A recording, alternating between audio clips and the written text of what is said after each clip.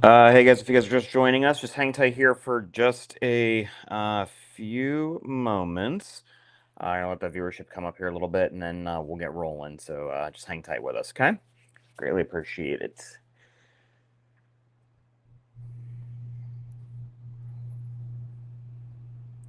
For those of you guys that are with us, drop a comment in there. Let's see what your excitement is, maybe surrounding the O1 Omni.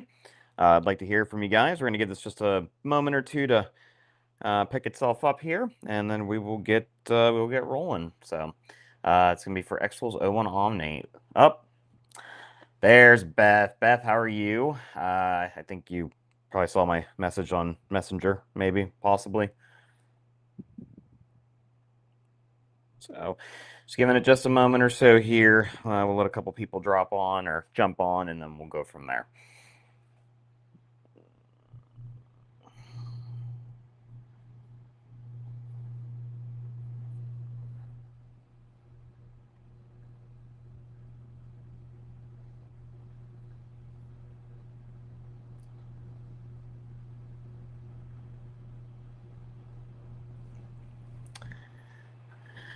See, for once, tonight technology is actually playing nice with us. I was shocked. I was able to actually get the camera on, and I couldn't get on last night for whatever reason. So, alrighty, guys, here just another minute or two. Let us know in the comments who you are, where you're from, what your background is. If you have any potential business uses, or if you're looking at the Omni for personal uses, or any specific questions or anything that we could answer along the way for you guys. So again, this is going to be for the O1 Omni. This is xTool's newest drop here. Came out officially to the public last night.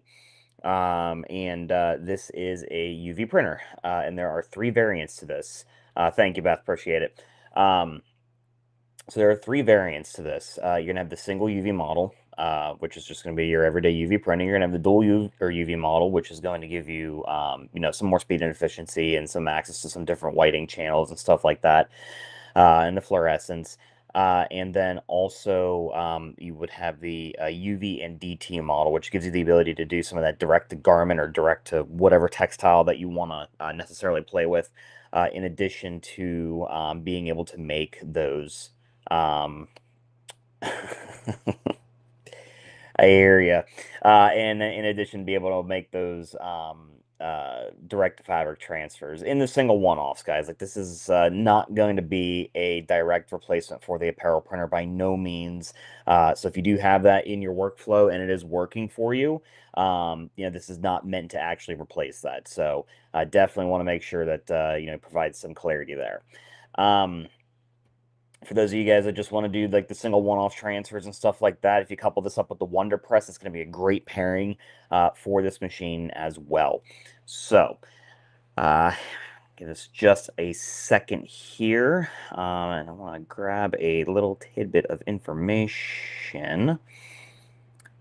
Drop in the chat here. So just so you guys know, this is the major early bird savings. This is exclusively for the product launch, of course. So right now you're looking at up to $800 off. So definitely this is going to be the time to take advantage of this. And then I also had just dropped into the commentary here,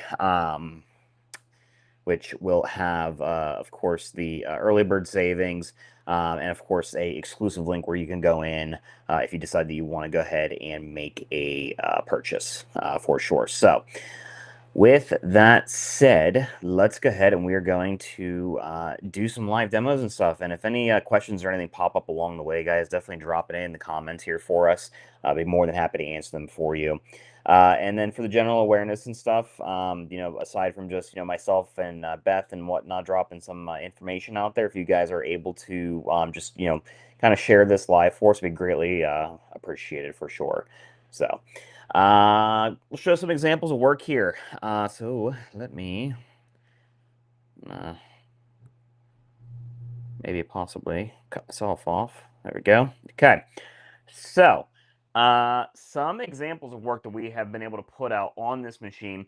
And again, don't mind the shop here, guys. We are still in production on our normal daily routines and stuff here, but got some really nice things that I want to show you guys that we've been able to actually put out from this unit. So first and foremost, and we're going to do some different things tonight, but first and foremost, I am absolutely, utterly impressed by the photo quality that this machine can put out. And if you guys were watching it all last night, you had seen these. And if you're just joining us, and obviously this is the first time, I'm telling you this right now is what will absolutely sell this machine by itself. So the photo quality is absolutely unreal. So nice, just beautiful texture raised photo canvas there. Uh, Really nice picture of my two girls. Again, this is done in a texture raise. So did have a little bit of an extended printing time for that. Took right around 2 hours or so for that entire 12 by 16 canvas, but I purposely had that texture raise or that texture number per se built up just a little bit. And I did it on purpose because I wanted to see if this machine was really capable of holding all of that clarity, doing some of those higher texture builds. And the answer at the end of the day is yes, absolutely 110% can do it and do it very, very, very well. So there was that.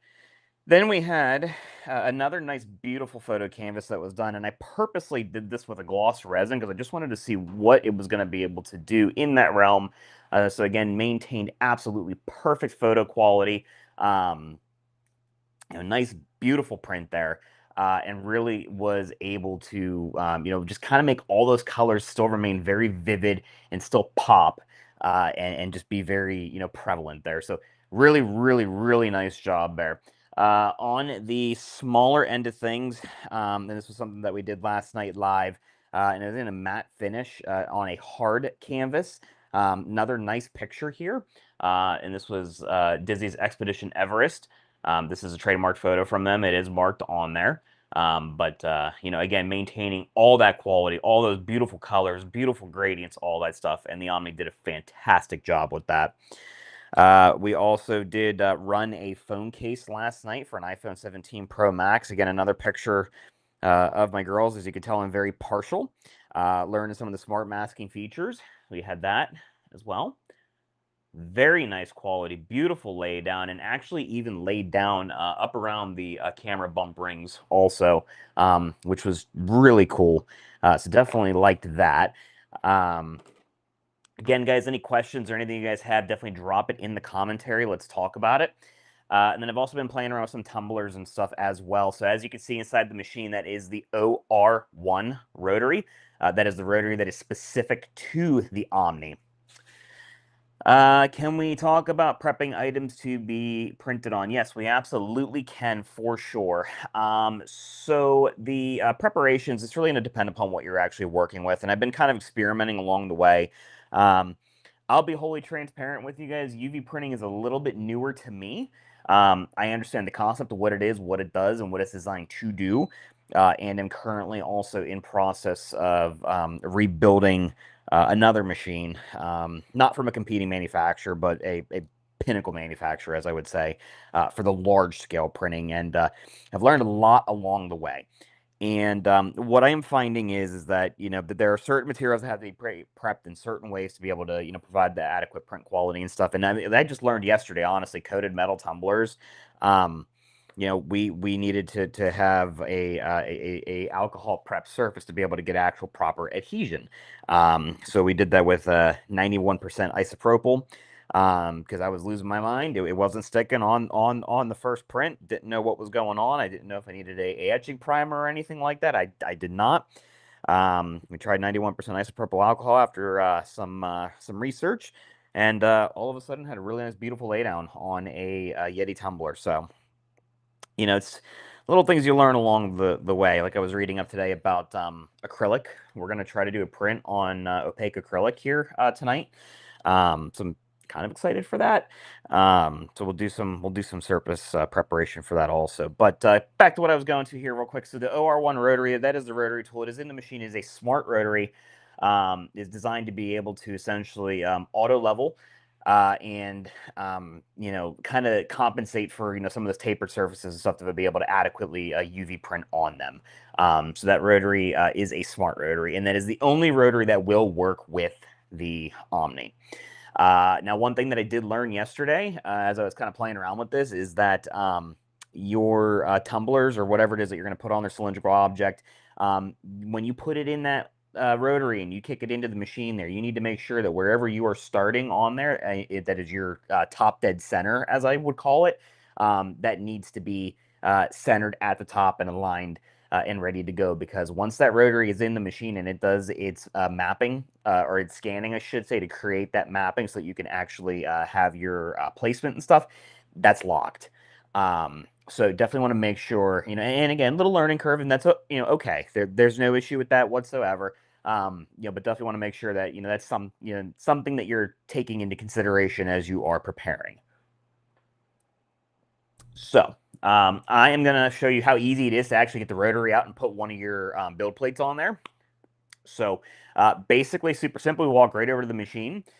We would hit our button here, and it's going to go ahead and bring that bed right out for us. And these are just simply magnetic. So we just grab it, and it just pops right out. And that's it. And we just set it right aside. Now, on the machine itself, you do have two build plates. You have a 5-inch by, well, there's no number on there. I'm going to say probably about 5-inch by like 13 and a half or so right here. And then we also have a 13 by like 16 and a half or so for this one. And again, magnets on the back, alignment pins, and then just two handles here that very easily allow you to just snap right in there. So drop that right in there. And there are green lines here that line you up at the front of the machine so you know where you're going. Press and hold on your handles, it'll drop right in. So we have our plate in there. And of course, guys, again, along the way, if you guys have any additional questions, drop them in the commentary. I will answer them as soon as I possibly can. And we'll go from there. Question on the print and cut functions. As of right now, it is being designed with a studio to be able to work with, at least from what I saw last night doing some reading, should be the P3, the P2S, the M2, and I believe more to come on that. If I'm short on that listing and anybody has seen that information, please definitely feel free to drop it in the comments.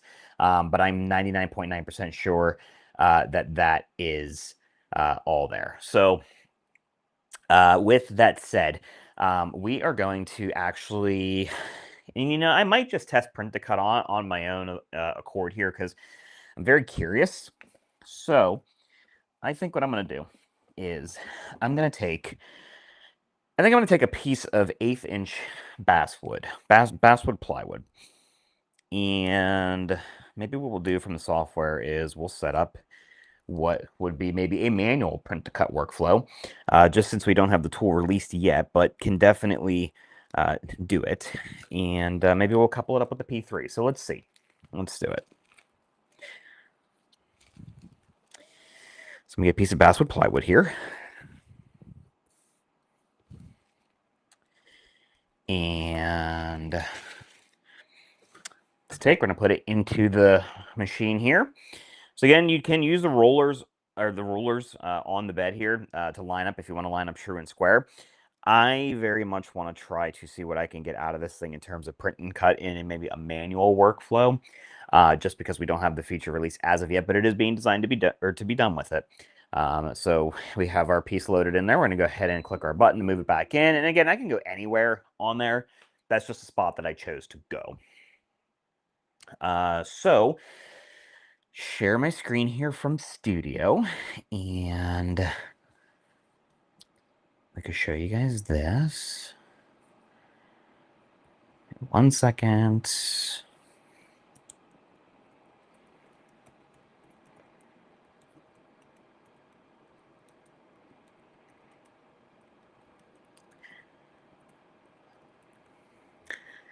See, technology. We got our camera tonight.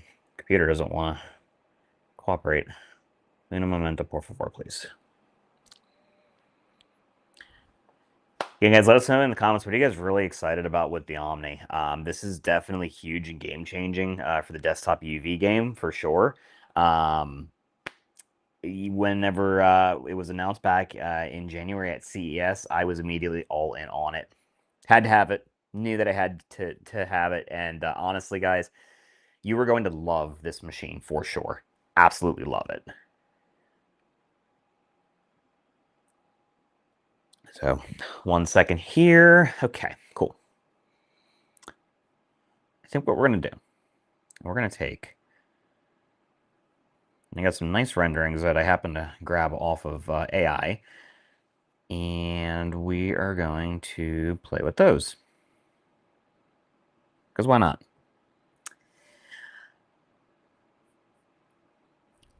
Okay, alrighty. Sharing my screen. We are sharing screen.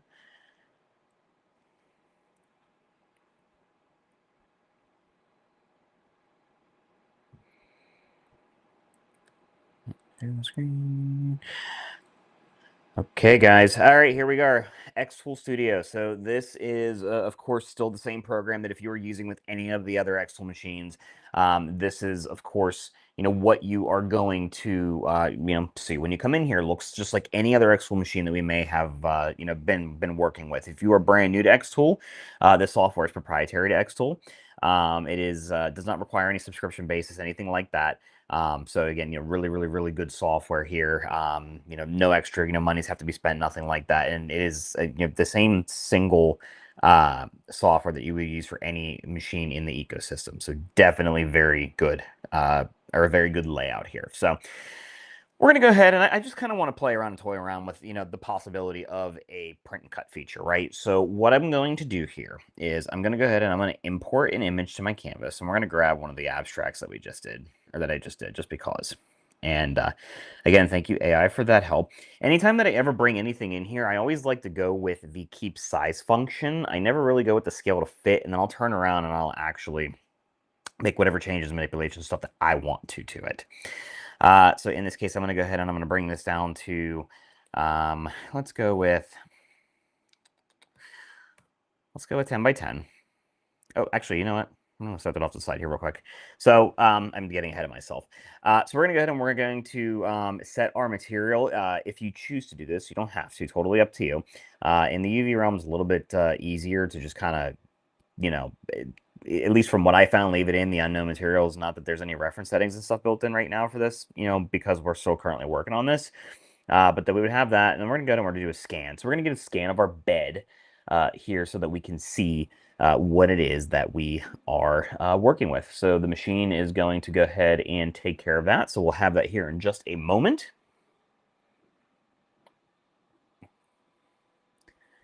So as you can see, on the lower right corner of your screen there, it is raising the bed up.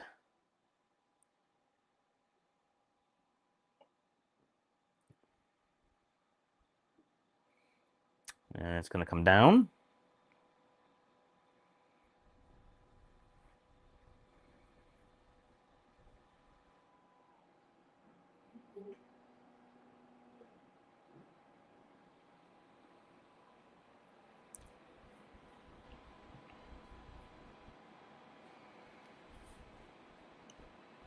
We're going to go ahead and we're going to get a scan on that surface.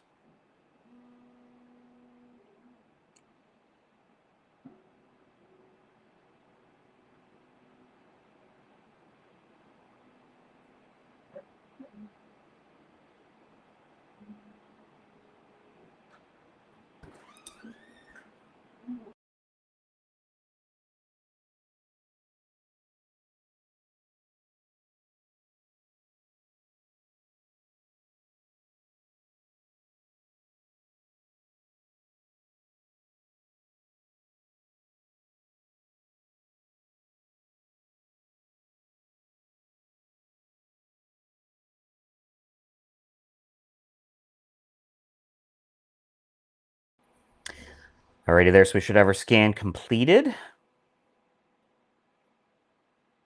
And we're going to go ahead and, whoop, 1 second.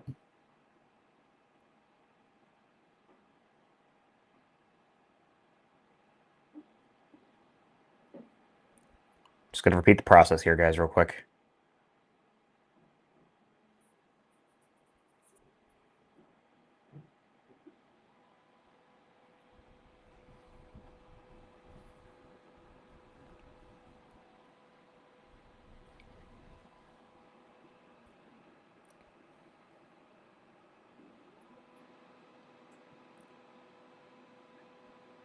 This could be fault of my own too, though, just because I did set a material in there, and about 95% of what I've been doing just under unknown materials, so I might just change back to that here. Not an anomaly in the machine, just software being worked on right now.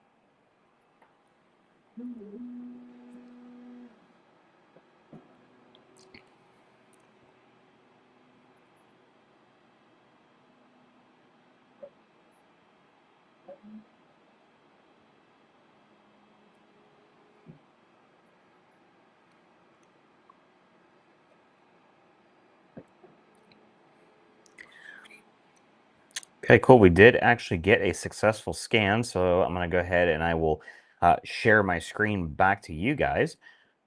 So let me do that here. And there's our million view window. All right, so back on the screen here, guys. So we have our scanned area here. Okay, so this is accurate from the cameras on there. That is our working surface. This is what we are dealing with. And we're going to go ahead and I'm going to take and I'm just going to place this artwork on here. And like I said, I think I'm going to try to do myself a little bit of a manual set with a print and cut layout, just because. So, like I said, the workflow, it's not built into Studio yet. Again, this is just a test version. As you can see, this is a test version. So we are currently still working on some different things. However, tools and generators and stuff over here, I imagine this is where we will probably see that come in, and we just don't have it as of yet.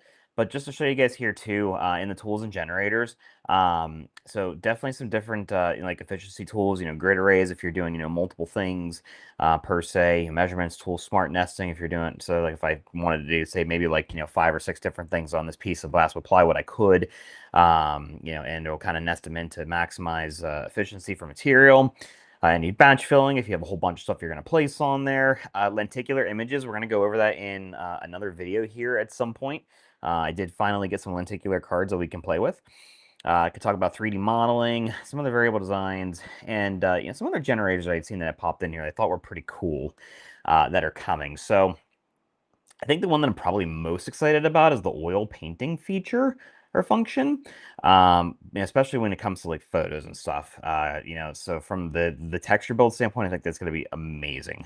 And then some stained glass potential things, stuff like that. So lots and lots and lots of good stuff out there. But all intents and purposes, I'm going to just see about maybe possibly let's make our own little marks here, say for a print and cut, just because I'm very curious now. So I'm going to make myself little 1/2-inch circles, and I'm going to place them where I want them to be,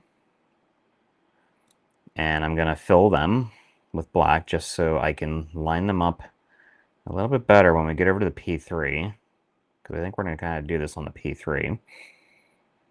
So I got that, and let's see, so I want to take that there, and I'm going to take this one down here, that up a little bit. And again, guys, you can zoom in on this canvas just like any other canvases that you may work in with an xTool.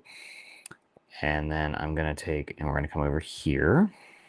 Again, probably center off of our image. I'm probably making this way harder than it needs to be, but I'm purposely doing this because I really want to see and test the accuracy, especially on the cameras when it comes to the P3 for one, but two, just kind of see how the printer actually reacts in terms of potential print and cut. So, all right, now we got that set there. And what we're going to do, I'm just going to leave everything in the way that it is here in terms of settings. So we're on a high quality for printing. 100% on feathering, the white ink choke. So again, similar if you have the apparel printer, you're familiar with this, or any other UV printer, you should be familiar with this. We're looking at 0.05. So what I'm going to do is on the dots, I don't necessarily care about if there's a white backing to them. So I'm going to go ahead and just make them color only, because I'm using them for alignment purposes. And what I'm going to do is for the print itself, I'm going to leave it on flat, and we're going to go ahead and just do white and color. So we'll get one layer of white laid down and then one layer of color on top of it. Of course, you can manipulate these numbers and make them whatever you want them to be, depending upon, maybe how vivid that you may want it to be, or maybe how, kind of that you may want it to be. Again, totally up to you, but I'm just going to go with the 1 and 1. Of course, you have the ability to do spot color mode, stuff like that. You can dictate which ink type that you may want to use, so on and so forth. I'm just going to leave it on the rigid white for this, and I'm going to go ahead and come over here to process, and it's going to give us a processing time. So it's a little bit larger, so I expect this to be just a little bit higher. Um, let's see here. And it's been pretty relatively accurate, I'd say within 10%-ish in the testing that I've done with it. And in favor of time. So it's saying 26 minutes and 43 seconds. So we're going to see what's going to happen. You also have access to all your guys' ink cartridge statuses here. And we'll talk about that as far as like the dual model itself goes. So we're going to hit print. And it's going to ask for heating the print head. The answer should be yes to this all the time. And it's going to go ahead and start doing that. You do have monitoring here, so you can see, as it is heating up. So while that is happening, I'm going to go ahead and drop the screen share off here, and we can chat. Let's chat about the Omni. So let's see here.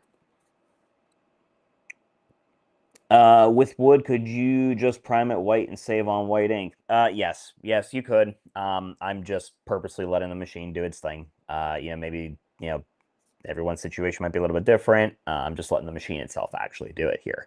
But yes, I would imagine you could absolutely do your own white and then print right over top of it. Let's see. Other commentary. If you guys are just joining us here, this is for the xTool's O1 Omni. This is the new UV printer. It was just officially launched public yesterday. And there are 3 different models of those guys. There are the single UV model. You have the dual UV model, which is what we're showcasing here this evening. And then you do have the UV and DT model as well.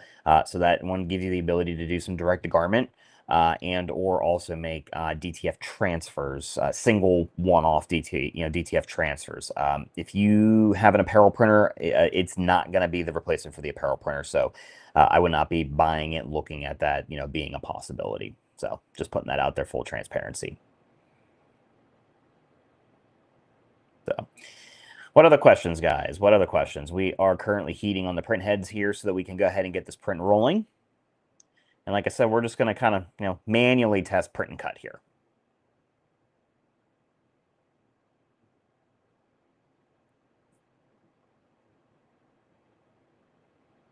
Thoughts, questions? Do you know when they will have the inks to order for refill, as they are on pre-order? As of right now, so technically the machine is on pre-order. The inks are on pre-order also at the same time. When you do receive your machine, you will receive your entire starter set with it, no matter what machine that you purchase, whether it's the single variant, the dual variant, or the UV and DT variant. I had found that the inks that I did receive with this, the cartridges were full. They were full, so it's not like where you go to Best Buy and you buy a brand new printer and you only get a cartridge that's quarter full. They are full. But I would, think that it would probably be kind of smart just to make sure that you do, at least throw an extra ink set on your order just so that you do have it. UV ink, it's just like DTF ink. They do have an expiration date and stuff too. So I would definitely advise don't hoard any inks until you know what your actual, usage is going to be like. Just because you don't want to be sitting on ink that will expire at some point, and then next thing you know, it's just wasted money. So I would say definitely get an extra set of inks for sure, and then look at your usage and go from there. So just checking on Studio here, our print heads, we are almost at temp here, so we are going to go ahead and start processing here momentarily. Nice beautiful abstract that we are going to print on that piece of plywood there. And then like I said, I'm going to just kind of toy around here and play with what I believe would be a manual print and cut per se. So again, the workflow, it will be built into Studio here. Should be there for launch, I would hope and or imagine. But definitely, showcasing the abilities of how these machines, multiple of them can work together for a workflow. So.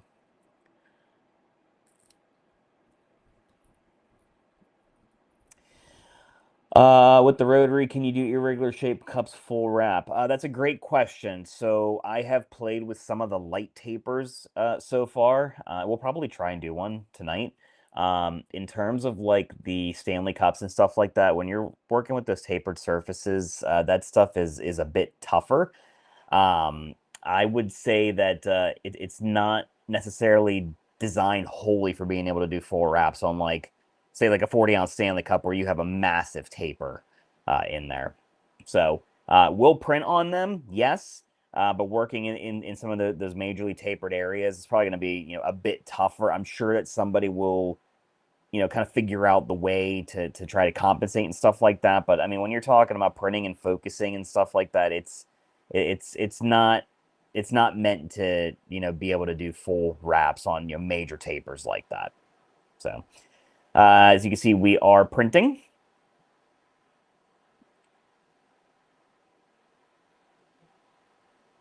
And I'll let you guys watch that, and I'll answer some questions along the way.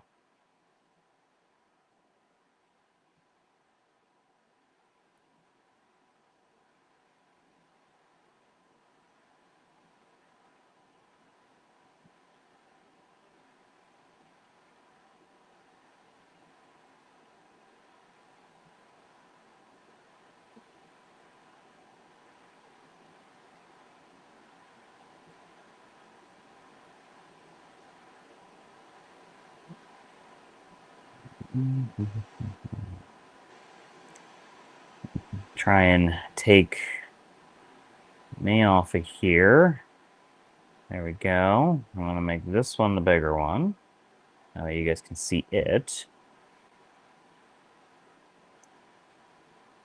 Sorry, guys. Just trying to make it that way you guys can see this and see the design and stuff that we're working with here.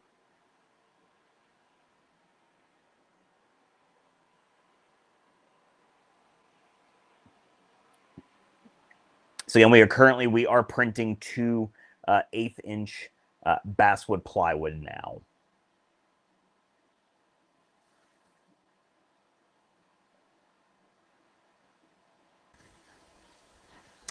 And the printer in action here periodically along the way will actually stop and take care of any print head cleanings and stuff as well. So it definitely maintains itself along the way. And just double checking here, looks like we have a nice white layer laying down. So again, like I said, I only did one layer of white on this. If I wanted this to really be majorly vivid and pop, say if I didn't prime it beforehand, with white before it actually went in there, that it definitely would be much more vivid. But I mean, the color laydown is going to be really nice here for sure. Let's see, we had okay, I believe last night you talked some about the print speed of the dual head versus the single. Can I explain it? Yes, absolutely. So what we have seen, at least out of what some of the beta testers have done and have posted, of course, xTool also posted some print times of the exact same, images running between, the single head machine to the dual head machine versus the UV and DT machine, and of course, against some of the competitors. The print time on the dual is going to be the fastest, of course, for just regular general UV work. And the reason why is you have those additional ink channels there in terms of your whites, and of course you have your fluorescence as well. And just overall in terms of speed, it definitely does operate faster. So definitely is a bit more efficient. In the single, I'd say it's probably, at least from the math that I did real quick on some of the times that xTool had posted, you're probably about maybe 20% slower, 30% slower per se. But biggest thing you're going to pick up in the dual unit is the multiple white channels. So of course, you got your regular white, then you got your rigid white, and you have your flex white. So, you know, the ability to be able to, you know, have all those channels there and, you know, not have to worry about, you know, being stuck to, say, one specific one per se. And I do know that in xTool's live last night, they did state that they are potentially working on making it to where you can swap the rigid white and the flex white. You know, probably, you know, have a little bit of ink waste and stuff like that, but it does sound like that is going to be a thing that may be available for the single variant and or the single UV plus DT variant. Can it center an image with the Yeti logo, 30-ounce tumbler? So I was playing with this yesterday on the old 10-ounce Ramblers that they discontinued. I have a junk one that I've been kind of toying around with here. Yes, so as long as you are top dead center on the rotary whenever you have it placed on there, when it does the surface scan, it will have that Yeti logo sitting in the center on there, and there is a snap to line that you could drop your design on.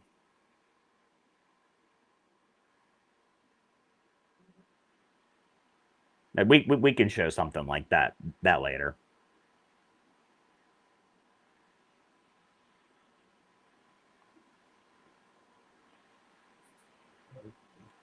So again, guys, if you had seen, there's a pinned comment here. So you are able to take advantage of the launch pricing that is out there for this. This is probably the best pricing that will ever be seen on this machine.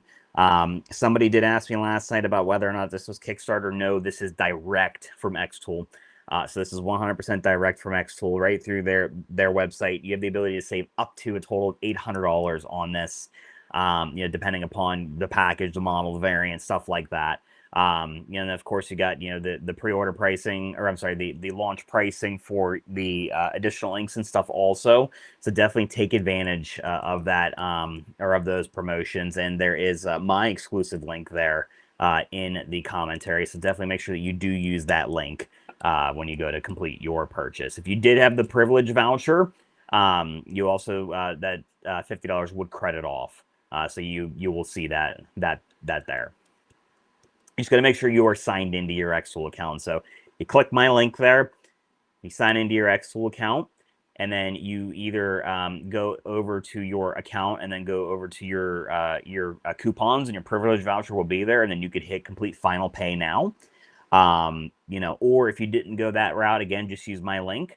And then you'll go over printer up top, and then right over to the Omni O1, and then it'll bring up the product listing there, and you can pick and choose your variants, your bundles, stuff like that. So while that is printing there, we can actually talk about bundles. So multiple different bundles, great pricing out there for everything. And of course, if you guys have bundle questions, drop them in there. We'll answer them along the way. But let me pull up what I did yesterday. Too old to do this. I'll answer your question here in one moment.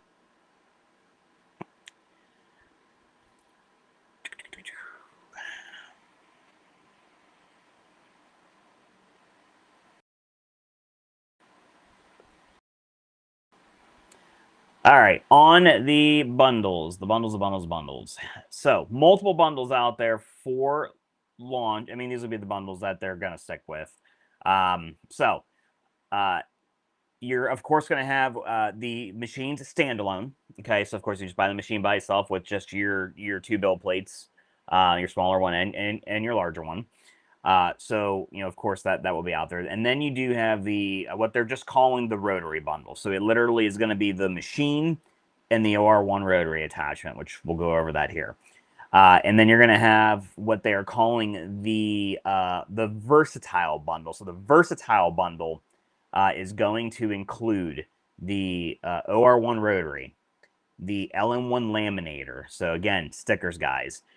People, everyone's been asking for that. UV DTF stickers. So we're going to see that here. And then, of course, you're going to have the RF1, the roll feeder. So if you've seen like the really nice, you know, photo canvases, like the really long ones that aren't actually framed in yet and stuff like that, you know, that's something that's going to be capable of doing there. And then, of course, you know, rolling for your stickers and then laminating, you know, so on and so forth. So that is the versatile bundle.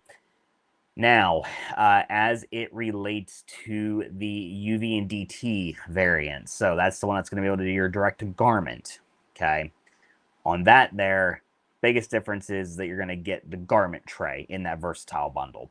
So, again, standalone. Well, I mean, the garment tray you're going to see on any of the DT models. So I do stand corrected there. So the versatile bundles, it's the machine and any appropriate trays. The OR1 rotary, the LM1 laminator, and the RF1 roll feeder will be your versatile bundle. So, how good is the mass feature? Do you need Jigsaw for anything? Honestly, I've been toying around with it here for the last couple of days. It's been very accurate. I will say I only had one anomaly, and that was playing around with one of the clear phone cases.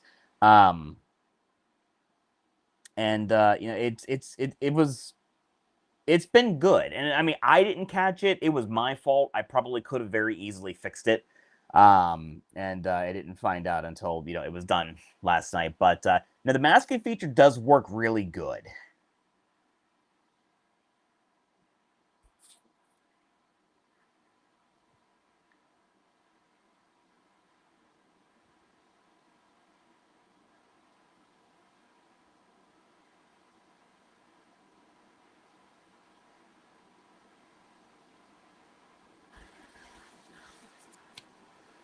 And we could show that in studio here in a little bit.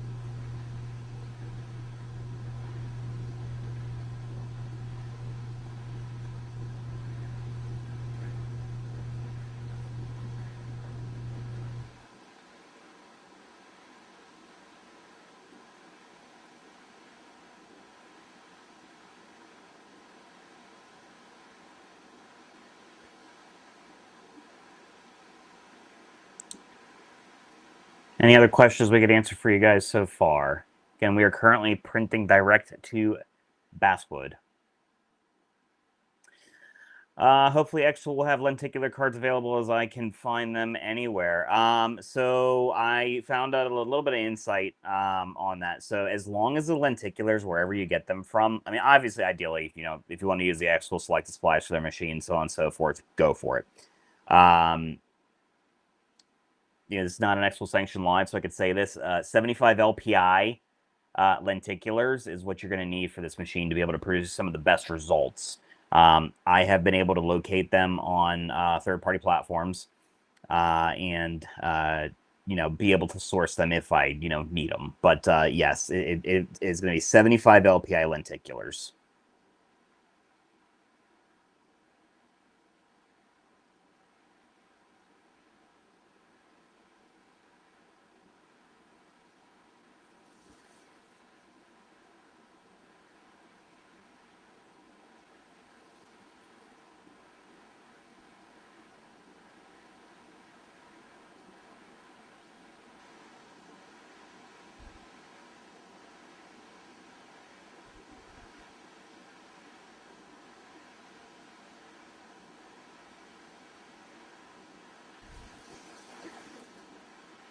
Looks like we're at about the halfway point. Remember, we did have a white lay down here before the color.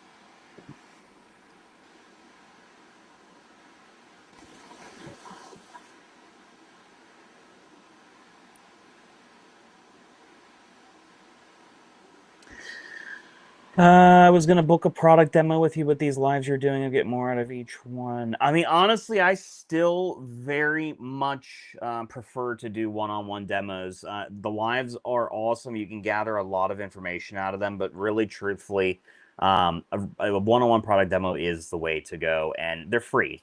So I very highly recommend booking that. And my schedule is wide open between now and the 23rd. So I'm running between 5 a.m. and 11 p.m. Eastern Standard Time. So whatever is convenient for you. Again, very highly encourage that to be booked.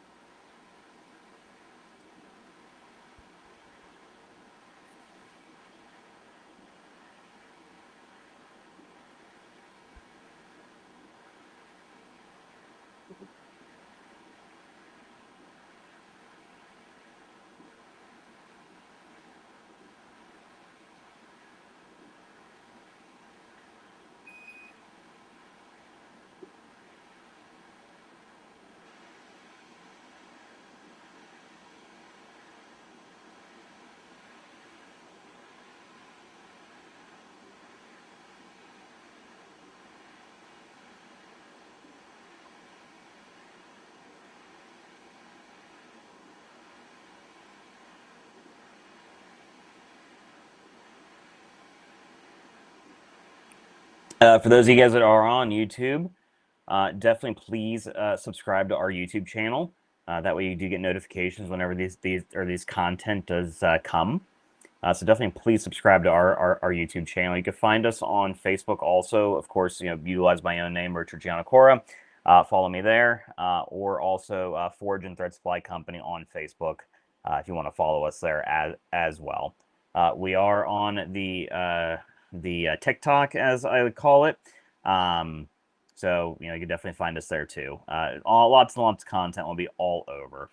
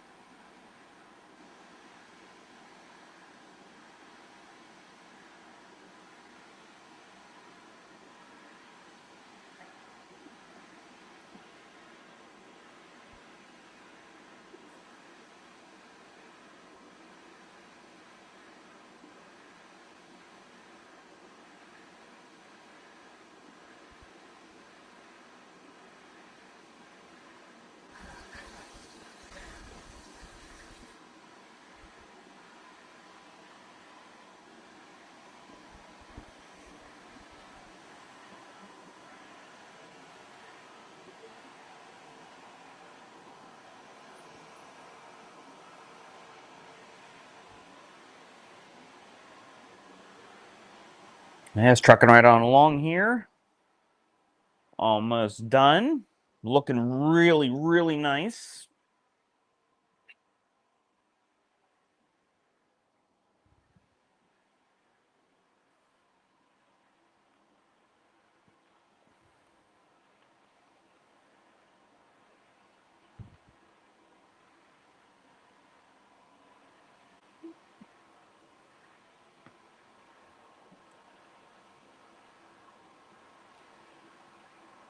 Guys, while this is wrapping up here, any other questions, comments, anything that I could answer on the Omni or really any of xTool's machines?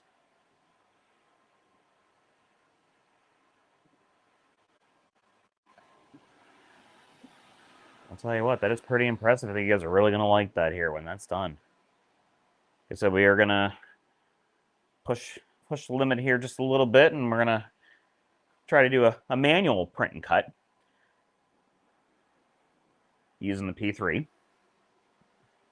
We'll see how good my alignment skills are and or how good our dots line up the camera for what we want.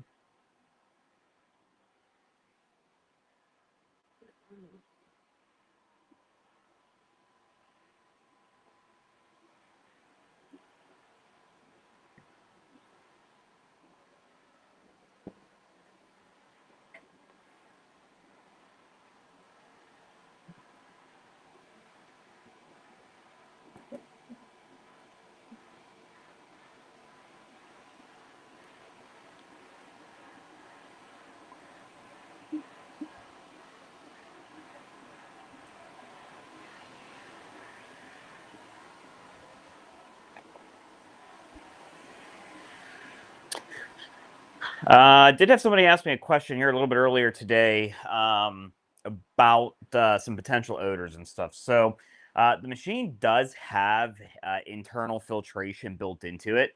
It is a HEPA and activated charcoal filter that is in there. Works pretty good, I would say. For those of you guys that may be just a little bit more sensitive to somebody like kind of like ink smells, resins, anything like that, or whatnot. Well, first off, with the way the filtration is built into there, not harmful. But if you're like me, you're susceptible maybe to cluster headaches, migraines, anything like that, you may want to consider adding on the AP2. Totally not required, but may want to consider that. I have found by shutting off the fan in the machine itself and just running the AP2 on auto, I have zero odor of anything. Even though it was very, very, very minor with the internal filtration system, and it does do a very good job. The AP2 really actually took care of that for me. So it was amazing. This would expand my business. Yeah, I'm telling you right now, I'm going to learn here very quickly just how much UV printing is going to expand our business also. So super excited for that. Can't wait to see what it's going to be able to do. And honestly, being able to print pretty much to any surface, that's like obviously unheard of. And that just opens up so much more. So we're gonna get the P3 ready here. I'm gonna get my bed brought up. I'm gonna work with my honeycomb because I think we're gonna cut this into a puzzle. I'll probably give it to my daughter and we'll see how long it takes for her to lose the pieces.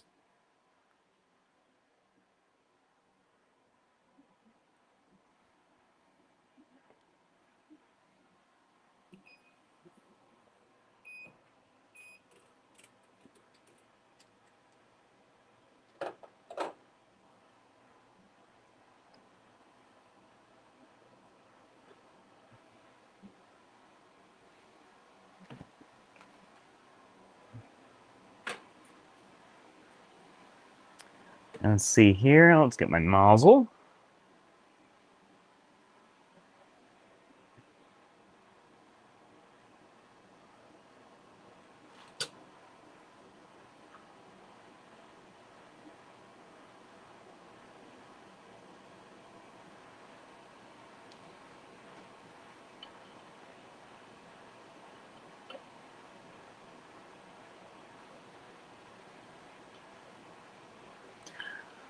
Almost there, guys. Looks like it's going ahead and put my dots in for me.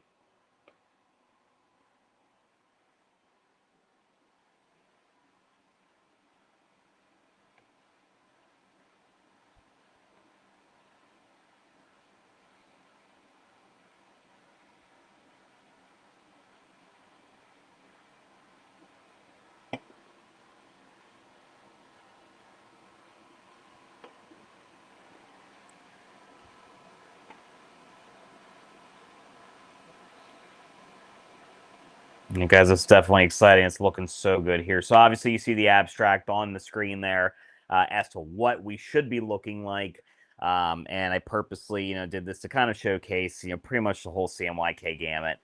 Any of you guys that know me and or have purchased a apparel printer through me and or have one set up by me and or even repaired, I have an absolute beautiful print that we use for tests for everything. And I kind of actually might even want to start using this one because this one actually looks really cool, guys. We are coming down right now, just finished, and oh my god, this is gorgeous. So again, probably could have added another white layer. Again, this is just me toying around, but I mean,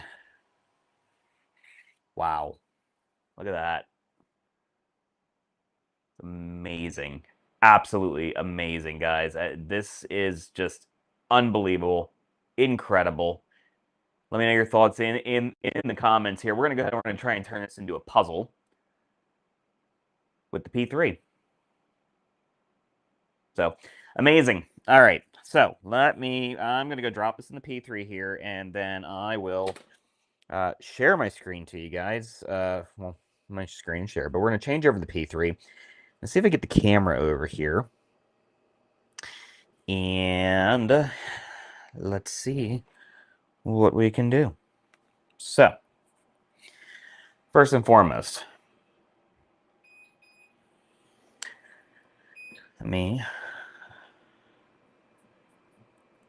over here, we are going to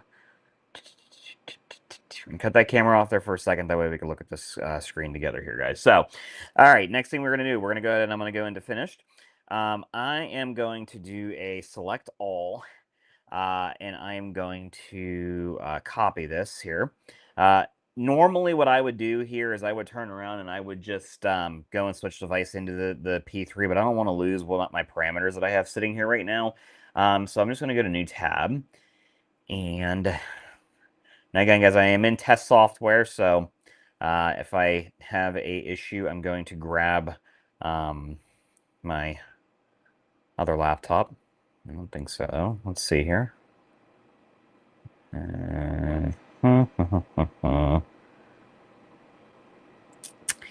Okay, there we go. We've got a P3. All right, let's take a picture of our background. Cool. Alrighty, so I am going to then paste in what we were just working with from the Omni here, guys. And one little thing. So of course, guys, we are in test software, so I don't have my fills in those circles, and that's okay. We can still use them. That's no problem. So I'm gonna go ahead and I'm gonna shut my lid here on the machine, and I'm going to see. Can I get my fills in those circles, or they don't want to play nice? They don't want to play nice. Very interesting. Oop. All right, no worries here. So I'm going to start to kind of bring this over here. Let's take a measure. Well, actually, we're going to set our material first. That way the machine knows what we are doing. So we're going to go with again, the 3mm basswood plywood. Just going to use the reference settings that's built into Studio here, guys. Let me see here. Plywood. And we'll hear 3mm basswood plywood. We'll hit apply on that.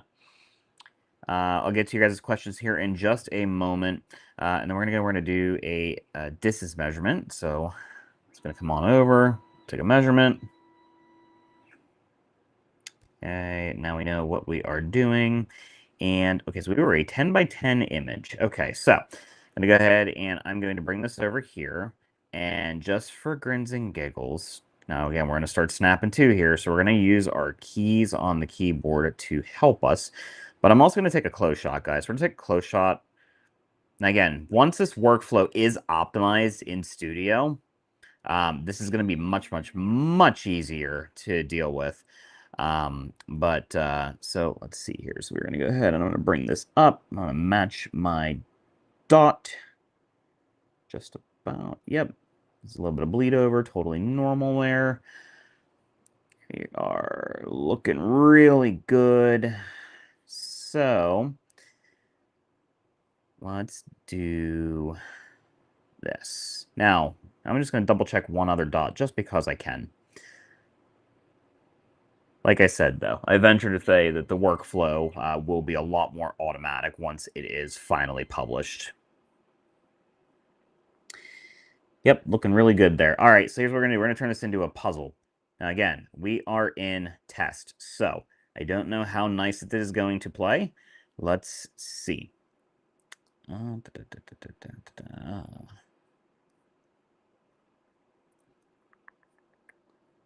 Where is my cut file? Oh, it is not in test. Okay, hold on one second, guys. Let me send, because I actually have it on my desktop. Let me send it over.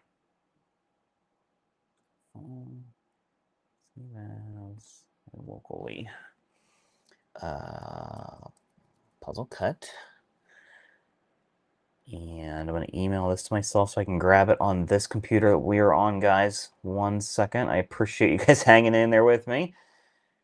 We are doing this on a whim.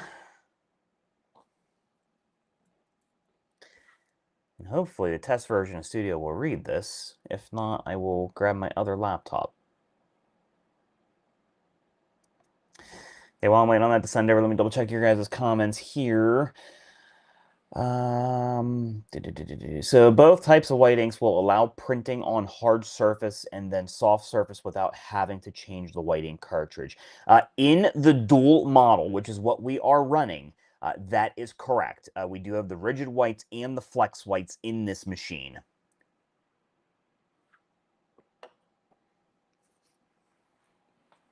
So,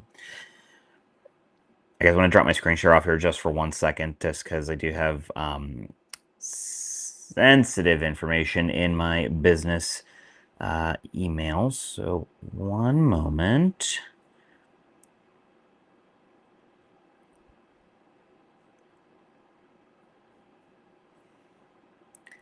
So let me grab this.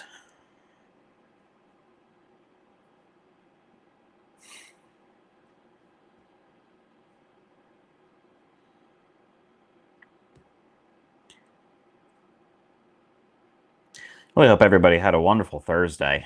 It's been a very busy one today.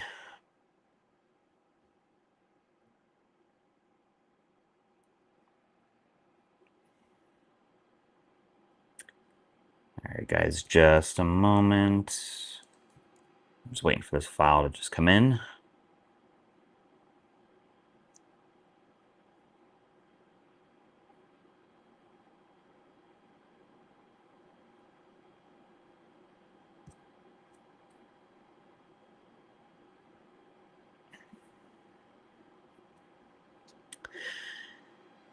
Okie dokie. And it does look like I was able to get my cut file in. All right, cool. And let me share this screen back to you guys. So, in the current version of XCS, we can do this. There is a puzzle generator that is built into the applications tab. So I don't have it in my test version here that I'm currently playing with to be able to use the Omni. But short of it is this. So this is a generated puzzle from that. So basically what you do is you go in there, you can dictate your size, what you want your piece sizes to be, your piece shapes. You could dictate your tab sizes, how random that you want them to be, so on and so forth. And of course, make up your size. So That is all set and done here. So I just opened that file, but this is where we're working over here. So I'm going to go ahead and I'm just going to paste that over because this is what I do want to work with, right? So we are going to go ahead and just snap this to the image that we were working with. So again, just see how accurate that we are. Now, of course, this is printed in and done. So I'm going to go ahead and just turn off the output. Actually, yeah, I'm just going to turn off the output to it completely right now. Okay, so obviously we're not, engraving anything there. And then, our dots were set, we're lined up. So we're just going to turn those off too as well. The modify parameters here for the puzzle piece. So again, the puzzle is, oh, hey, look at that. So we actually did get some of our elements. Again, guys, I'm in test right now, so things are a little wonky. This doesn't actually show up in the applications here. But this is the puzzle that was generated in 1.7.8, I believe it is, I think, that we're currently in. Don't quote me, could be completely wrong. For the current release version that is out there. So again, we can come in here, we can set all these settings. Of course, you can start this from a regular image if you wanted to, but again, I'm literally doing print from the Omni, cut on the P3 right now. So you could set all different settings here. You can dictate your columns, your rows, your piece sizes, your tab sizes, stuff like that, shapes, all that mess. Of course, you can explode it if you want to. You can put a border on there if you want to, so on and so forth. But I just brought it in from the saved file that I had here and just copied it over to this canvas to play with here. So this is going to be cut. Okay. Now, we are... Oh, we're not getting my cut settings. Where are we at here? Yeah. Cool. All right. So we have our reference settings in here from Studio. This is going to be for the 1/8" basswood plywood. Again, we should just be a single pass here. We don't have to worry about any of these other settings and stuff here. We're going to come right into process, guys. And looks like 6 minutes and 17 seconds to make this happen. Of course, we are being told, hey, make sure your nozzle is on. And then, of course, if you decide to use the gas cylinder, which is optional for the fire suppression, it'll let you know whether or not if it's in the machine. And then we would very simply just hit start. It's going to send it right over to the P3. I'm going to drop my screen off here, and I'm going to grab the camera. So let's add screen share. We're going to turn that off. Let me grab the camera here. One moment.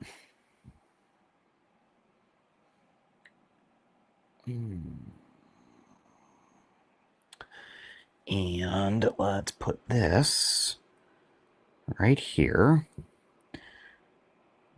We can actually watch this happen.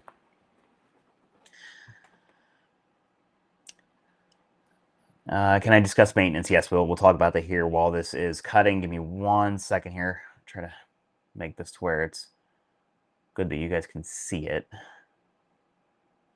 So just bear with me.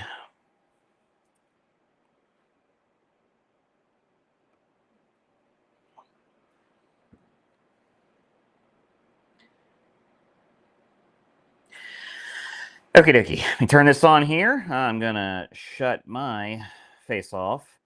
That way you guys can see it. So again, we are on the P3. We're lined up. We're ready to go. We are going to go ahead and make a puzzle out of this thing. And we're going to hit our button and let it rip. And we are cutting. Now, first thing I'm noticing right away, I probably should have changed that outer cut layer. But we're doing this live, so we're just going to go with it. I should have let it cut all the other pieces and stuff first, I feel like. But either way. So going around doing your outside border. I also could be completely wrong when I'm saying that. So going around doing the outside border and then going in for all the piece cuts here. Looks like this is about 6 minutes or so to be able to actually do this. And again, guys, we are making a puzzle out of this absolutely just beautiful picture that we had. And you know what? For a manual print and cut layout, that actually cut that image perfectly. I'm shocked. It is 110% lined up for sure. So really, really, really, really good alignment. That just kind of showcases how xTool really, makes sure that their cameras, really work and work well. So that tells you from the scanning in the UV printer or in the Omni, over to, the camera here in the P3 in terms of, a layout, for a manual print and cut. It's perfect. It's dead on. And I left the border on that at 10 inches, 10 by 10, which is what that print was 10 by 10. So spot on, guys. As that is cutting out there. Now, as far as maintenance and stuff goes, I have not 110% dug in on that yet here on the Omni, with the exception of the following for what I am aware of. So there are some moisturizing liquid tanks for this. Well, they're technically cartridge, I should say. But they're, liquid within those cartridges. In the dual variant, there's 2 of those. My assumption, I don't have a UV DT here. My assumption is that there would be 2 for that one also, but probably of a separate compound for the DT head.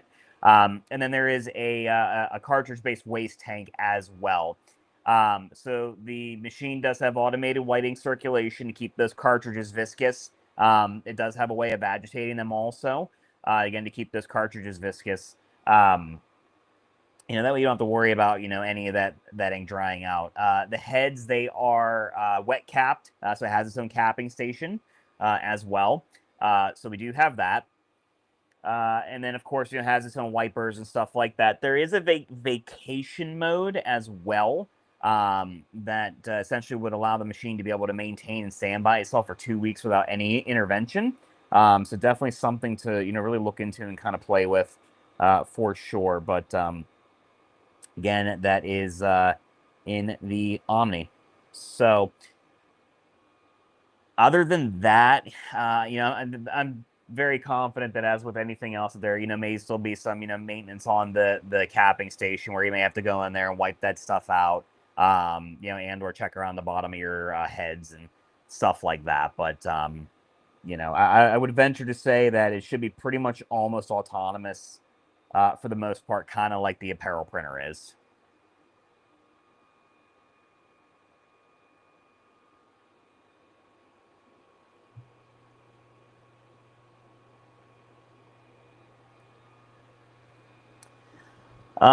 For long prints, do you need to stay with the machine like you do with the lasers? I mean, there's nothing that I've seen that has said anything about you needing to actually stay with the machine.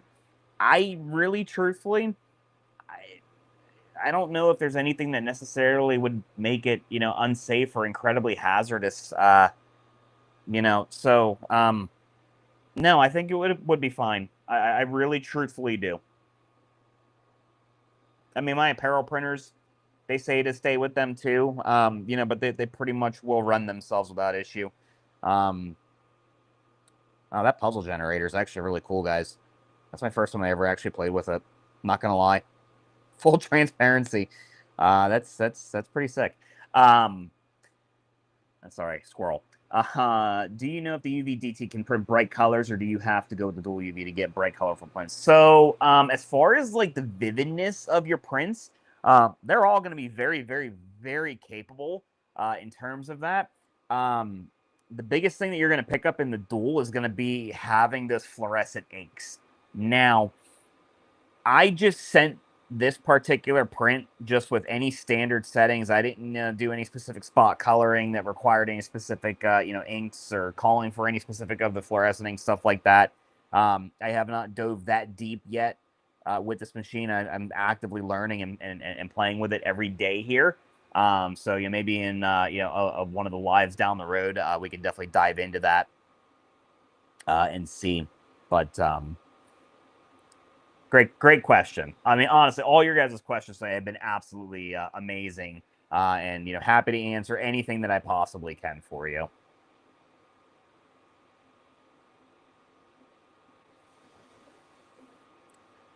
So we are almost done. I would say probably got about 2 or 3 more rows here, and that is it. So again, what we did here, if you're just joining us, we did a print to 1/8-inch basswood plywood. And I absolutely 110% set it up as a manual print and cut, just to kind of see a workflow from a manual standpoint, guys. And honestly, from the scanning on the UV printer all the way to using the close shot camera on the P3 and keeping everything at a set 10 by 10, everything's accurate. 100% accurate. So very impressed with it, guys.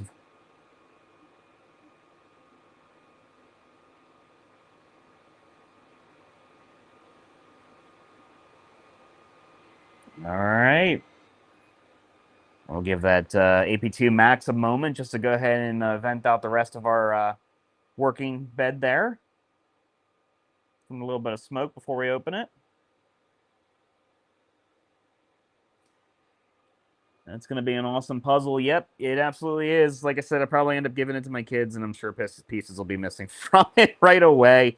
But yeah, guys, in all seriousness, even in a manual print and cut workflow like we just did there, very accurate.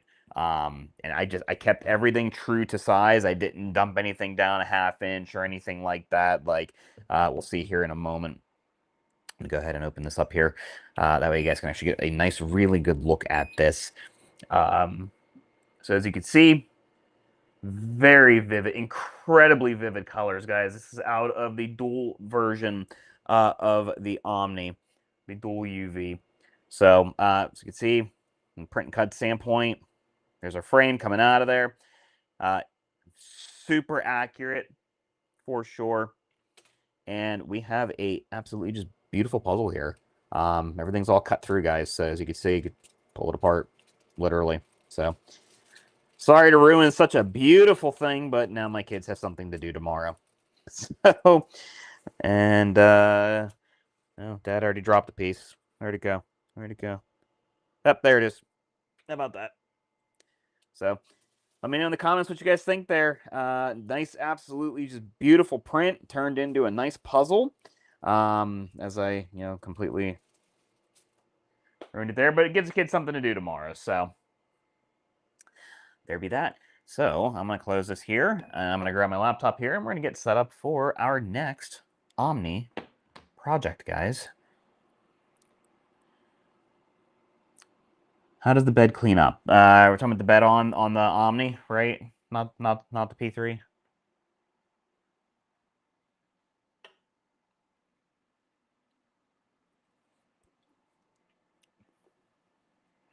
Oh, I love the smell of fresh cut wood. All right, guys, let me get this camera back over on the Omni for you guys. So, one moment.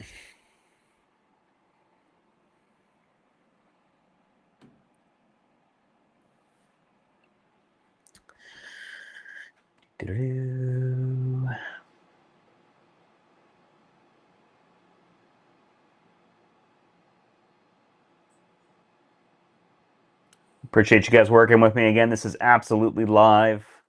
Nothing is scripted at all. All right, back on the Omni. We'll get rid of my ugly mug over here. Nope, don't want that.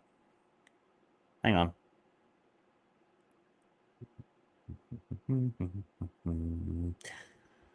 Hope everyone's having a great night. Lots and lots of excitement. There we go. Okay, back on the Omni. Sweet. All right. So, okay, how does the bed clean? Even better, there's no reference for them to go by. Are you referring to the puzzle or something like that? I mean, I'll probably print a picture for it. That way they know. I mean, if a 5-year-old could get that back together, I'd be very, very surprised. But she has definitely surprised me with many things. So maybe. We'll see. All right.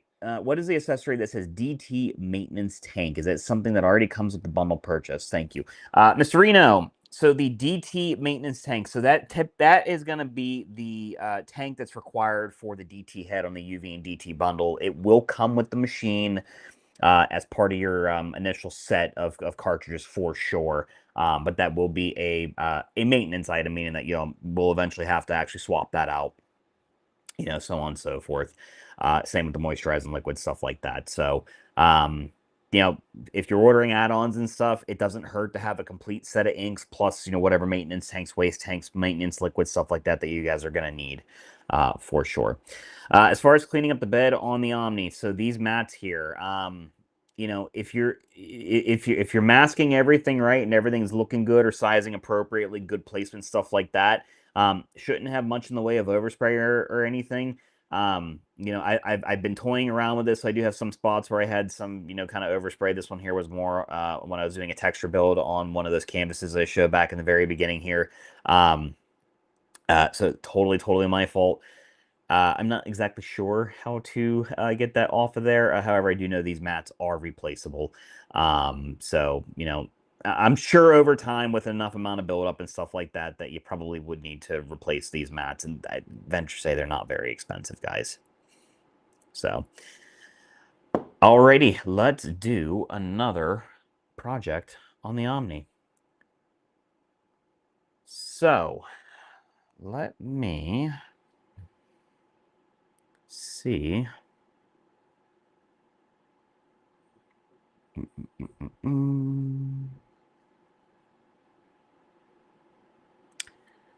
want to print to acrylic.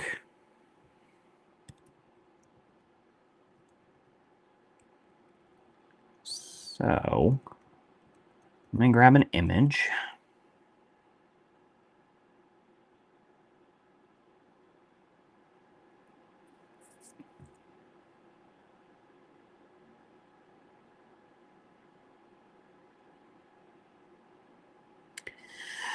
Alrighty, so we're going to try to do this. I'm just going to use isopropyl alcohol as part of my prep on this one, rather than try to do any form of a adhesion promoter, because, well, I just kind of want to test the theory here, guys. So we're going to get a piece of black acrylic. I have an 1/8 inch piece here that we're going to try and print on. We're going to clean it with isopropyl alcohol, load it into the Omni, and we're gonna do a print on that.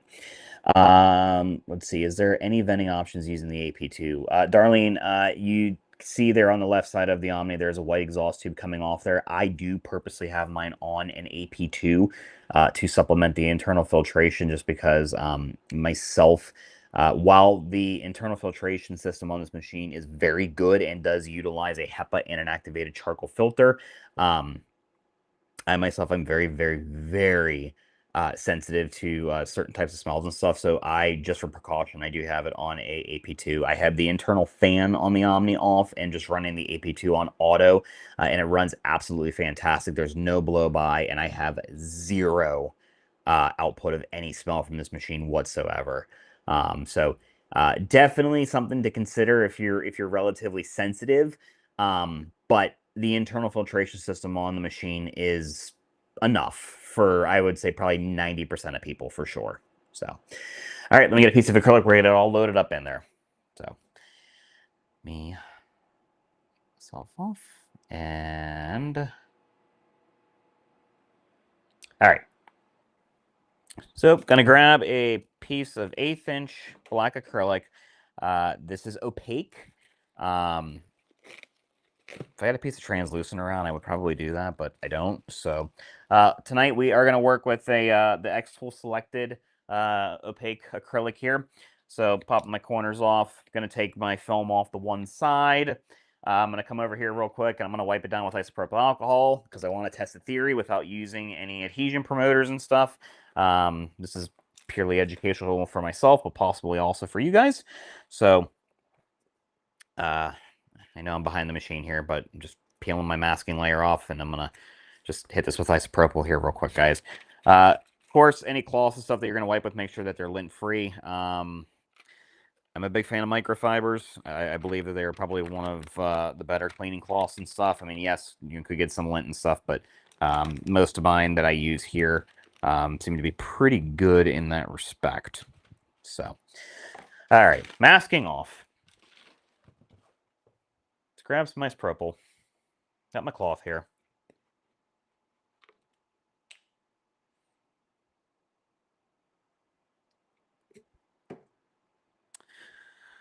Clean our acrylic.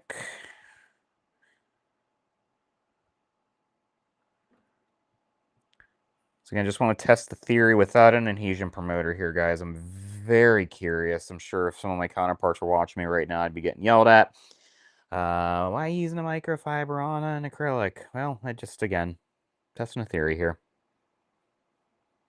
So yeah, really nice and good clean surface. I don't see any pieces of lint on there. Again, purposely using black for this, guys. We're going to get this one loaded into the Omni. So, Right on our bed. Again, we're going to get a good scan. Doesn't necessarily matter exactly where you have it. Once we have it loaded in there, we'll hit that button. It's going to go ahead and bring that base plate in. And then we're going to come over to Studio. The one that I'm demoing is the dual. Yes, this is the dual UV model. Not the UV and DT. This is the dual UV.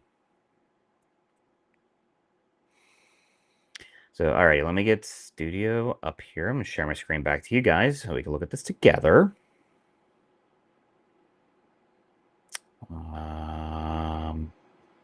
There we go. All right, so let's come out of our puzzle cut there. Come back over to the Omni. I'm going to go ahead and I'm just going to completely delete that because we're done with that. I'm going to tell it that it has acrylic in there. Not that it necessarily is going to matter right now. Okay. And we're going to go ahead and we are going to get a scan on our bed. So just takes a moment for this process to run.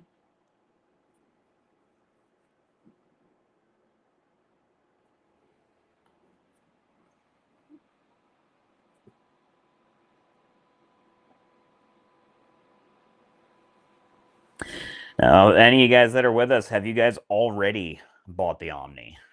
Let me know in the comments. Curious. And if you did, what version?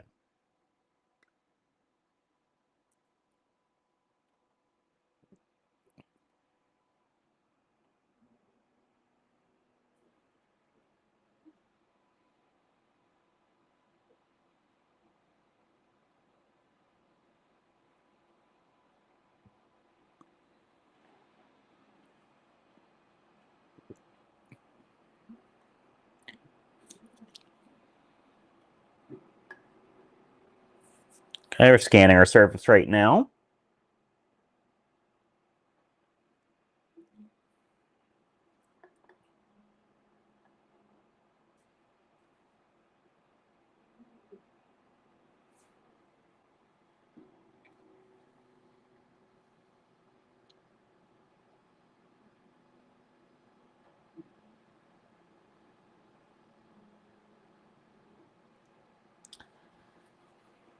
We should get that here in studio in just a moment.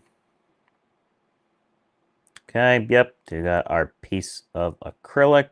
Let's see, Arlene Nicholson. I got the single head with the rotary. Awesome, awesome. I'm so happy. I'm happy to see that you guys are getting this. It really is an absolutely great unit. I just love it. So, alrighty, here we go. So we have our scan that we're going to work with here, and we are going to let me grab. I'm gonna grab another abstract. Again, guys, this just honestly just use ChatGPT to bring these images. It probably could have made them in Atom, but um, definitely wanted to take a peek here and see. So I almost want to see if we can maybe play with the stained glass generator. Let's see. I'd like to see if it actually will work. So this is new. We're gonna do it live, guys. All right, so let me see. I'm gonna upload my image that we're gonna work with. We're gonna work with this one. I'm gonna open it. Do I want to do a texture layer? I don't know. Let's do it without, just for sake of time, guys. So let's see. I'm gonna generate 12 credits from Atom. Says it might take 2 to 3 minutes. Very curious. We're doing this live. Have not done this before. Kind of excited. Darlene, I'm leaning towards the dual, like the idea of not changing the white inks. Yeah, I would definitely very much agree with that. I will say that if you're leaning towards it and possibly not 100% sure or dead set yet, book a product demo with me. One on one. They are free. I'll drop the link for it in the comments. And guys, if any of you guys that are in here with us, if you do want to do a one-on-one product demo, this definitely is one to take advantage of for sure. So I'm going to drop that link in the comments here for you guys. More than happy to help you. They are free. There's no charge. And my schedule is absolutely wide open. So that is in the comments here for you guys. Great question. Can you do stained glass on black acrylic? I thought you'd use clear acrylic. I'm just playing with the generator. Honestly, clear acrylic is going to be your better option for that. That's just me playing around with it. Really, wholly, truthfully. So that's my demo room link in the comments, guys. Definitely utilize that. Those demos are free, for sure.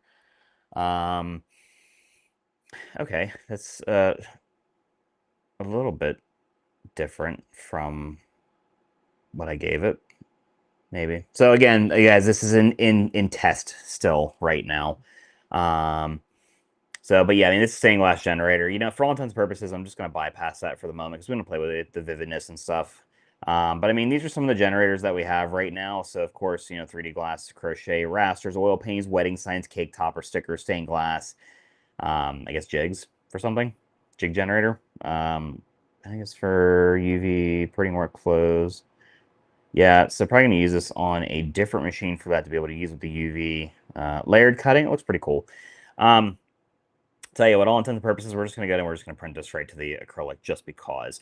Let's look at the masking feature. So we're going to go, I'm going to make this just a little bit bigger on purpose, right? And let's go to Smart Mask. Let's see, so it's going to recognize our subject. So we're going to run that extraction, should get a box over it. Yep, looking good. Apply. What happened here? Oh, look at that. Okay. So I can bring my image down just a little bit, right? So let's go to 12.5. And let's go 12.25. Now you don't have to worry about bleed or anything like that. Oh, hitting buttons. Again, guys, doing this completely live. All right, there we go. Black acrylic, smart masked. Utilize the tools.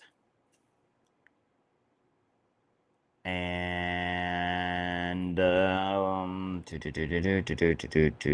still gonna let it lay the white layer just because.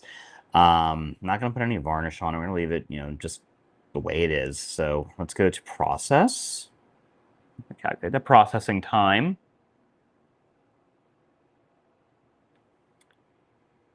And again, you know, always got to look at your ink levels and stuff here, guys. We've been printing a ton of crap with this machine, literally, and these levels have not really moved at all. So ink usage is very good, I have found. All right, 29 minutes, 24 seconds, and we're going to hit print, and we're going to let it rip.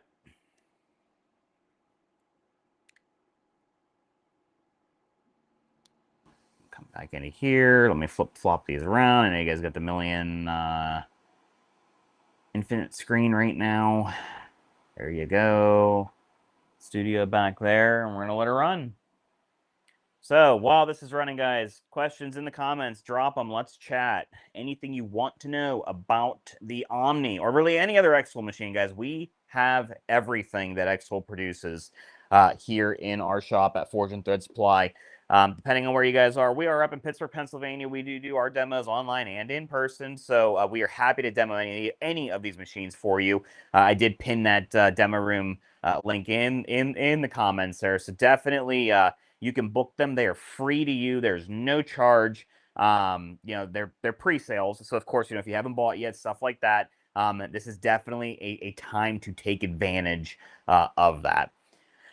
That's an awesome idea with the black acrylic use. Yeah, it absolutely is. And you know what? I have so many sheets of it here that it's just like, you know what? I have a surface and I can print on it.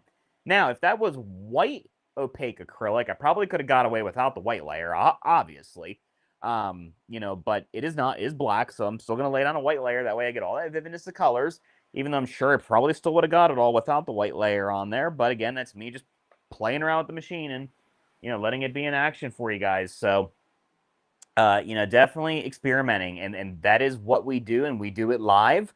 You know, that way you guys can see, actual real people doing it. Like, I am not a content creator. I'll be the first person to tell you that. I am a small business owner. I am a successful small business owner, and we are here to provide our knowledge and insight for you guys and actually use these machines in legitimate production standpoint here. So definitely, yeah. Let's keep the conversation going here while this is printing, guys. We got about 25 minutes or so, 27 minutes. Like I said, that timing's been pretty accurate and/or within 10%. So, drop some questions in the comments, or maybe even let us know when you get your Omni. What is the first thing that you want to do with it? My first thing, I had to go straight to photo printing. I don't know why. I gravitated towards it. So. What is your first project that you want to do on the Omni?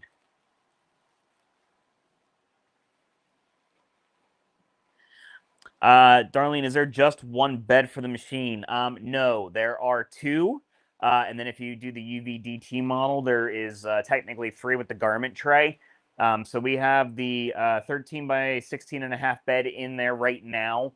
Um, that's going to be good for your standard all everyday printing, as well as you do have a 13 by 5 plate here as well. They just snap right in there. So you got those two beds. If you do the UVDT model, you'll get the garment tray with it as well. And then right next to, or if you do or the rotary bundle or add on the rotary, I should say, you'll get the OR1 rotary with it. If you have any other xTool machines, no, the RA3 rotary will not work with this. It is not designed for this machine. The OR1 is very specific for this.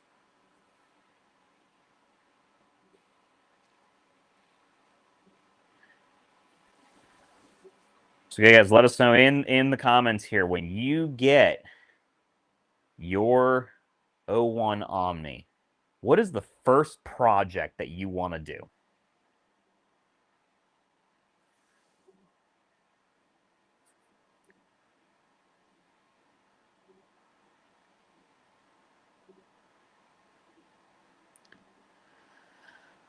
I want to do photos also, but I also want to do cups. Then who knows what I will print on.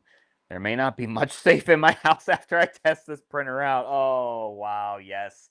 Um, that is, yeah.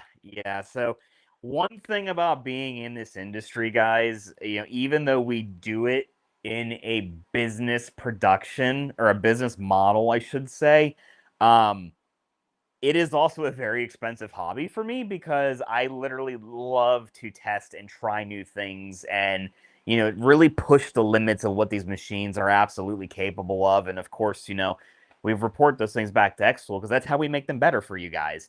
And yeah, there's not much safe in this shop right now and/or in our house at all. No, we're gonna start printing on everything. I honestly, truthfully, guys, eh, you guys haven't, I mean, if you've seen me, you probably have seen my business logo, but uh, my logo is a very abstract logo. Um, I'm going to show you guys this. This is not good because I was purposely trying to break stuff here doing this. Um, but that is our logo, and so our Forge and Thread Supply Company, like I said. Um, don't look at this. Again, I'm purposely trying to break things and test finishes and stuff like that and do different things. But I literally think what I'm going to do here one of these days is, well, first off, I had bought myself a new MacBook finally to move on to. But I think I'm going to keep my old one as just like, like a kind of just a crap testy runaround unit, whatever. I have half a mind to shove that thing on this print bed and print my company logo direct to my MacBook. Call me nuts, but I really think I want to do it. I thought about engraving it with the F2 Ultra UV for sure, but I really think I'm going to print it to it. I don't know why. I don't think it's going to hurt it, but I feel like it's totally doable. I love doing photos. I'm going to try a photo on the backside of a canine crystal with an inner engraved image and imagining color on that area. Well, you know what? That is such a fantastic idea, and I think that would just give so much depth to those crystals. That's genius. I have to try that. I like that. I want to print designs on bags I make. Okay, what kinds of bags? Like are they like tote bags, like canvas bags? Like what are we doing? I have the F2 Ultra UV, and I'm hoping that I can do print to cut with the Omni eventually. So, I mean, as you saw, I did a completely 110% manual workflow just because the features are not in the software yet, and it was flawless. So, I'm not 100% sure if the F series is going to be involved in that yet, and or if we're going to continue improvements down the line to do that. But if they do, that would be amazing. But if not, the manual workflows, you can do it. Also add color on memory rocks. Yep, I like that idea. I saw one of the testers do a MacBook Pro. So I believe, and I may be 100% wrong when I say this, I believe that that was one of the in-case clear shell covers that was snapped on top of the MacBook. But I may also be 100% wrong, and now I'm going to do some digging so that I can find out who it was that did that so I can get that answer, because I think I'm going to be the one that's just going to print it direct to the Surface.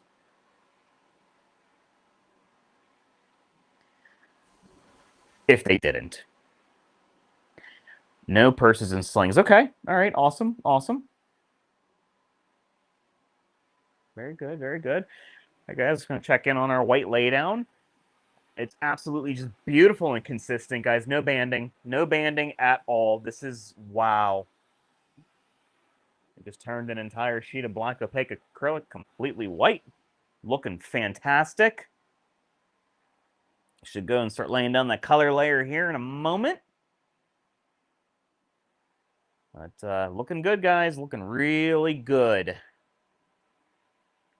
Now I'm gonna have to go on Amazon and go order me a whole bunch of clear now, because I kind of really want to play with the stained glass generator. I'm a bit jelly that it actually exists, and I only have black here, and I can't show it for you guys. But another live. We're gonna be on this for a while. There's so much. Up, and we're starting to get a color layer. Oh my, wow. Faux leather, canvas, and vinyl. Yep. You know what? I got some sheets of leatherette here that I have every intent to shove in there and play with texture build. We have these. Actually, I'll show you guys on my hat. This was I outsourced this to another one of my counterparts from xTool, another one of the pro hubs. They do on a larger scale some UV printing on their flatbed that they have, and I mean, that was a texture build patch, and like I want to play with that and actually see if we can get that out of this machine at that same quality. I very firmly believe that we can, and you best know I'm gonna try. So that was printed just onto white leatherette and then cut out on a laser, CO2 laser. So we're gonna give it a whirl. It's gonna happen. Okay, quick print head cleaning, then it's going to keep going.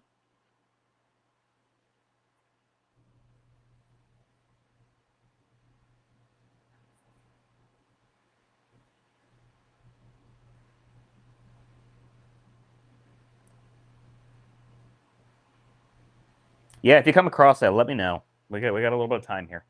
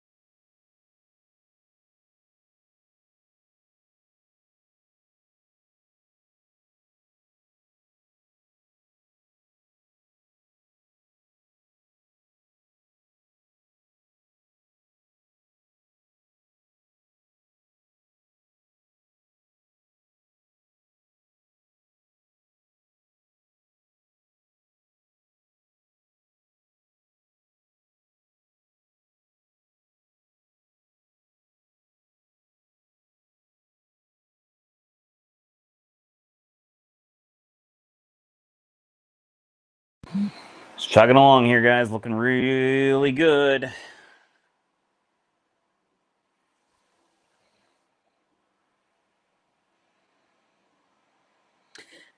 Hey, we cut a ton of clear acrylic all the time over here. I don't know where you guys are located there, but I mean, we could, very happily cut and ship for you, unless you could find yourself a local resource, and or get some pre-cut. But if you want to do it from the larger sheets, we're more than happy to cut and ship. Plus, we are running a P3 here, so again, we can do some of that really thick acrylic, depending on how thick that you want to go.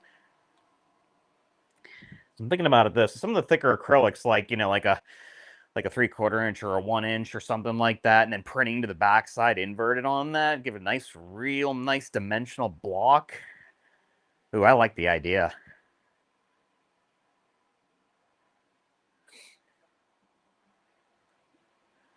God, you're making me think of all these possibilities.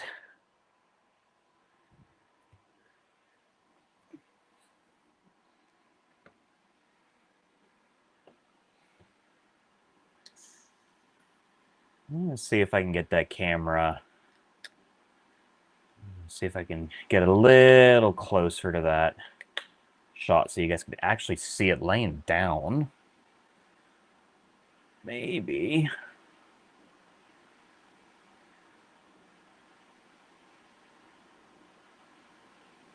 That's toughy. Sorry, guys, trying here for you. I think... Yeah, I can't get in on that bed any deeper there. I'm sorry, guys, unless I move the whole camera. But obviously, as you see, we are in action.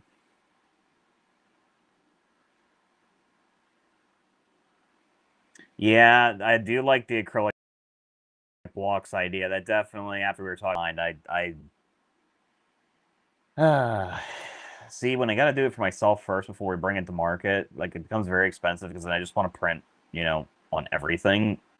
And thick acrylic is not cheap, and cheap acrylic is not thick. So, yeah.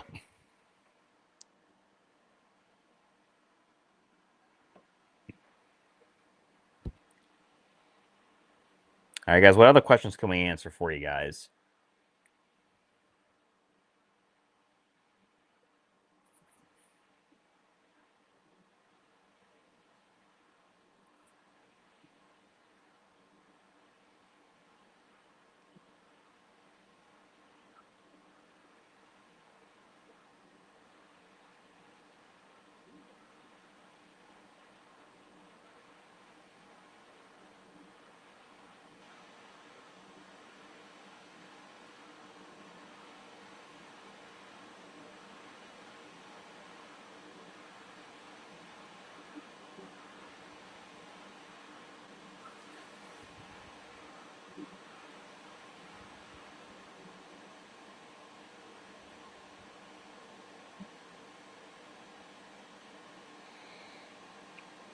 A little quick print head cleaning and then right back at it.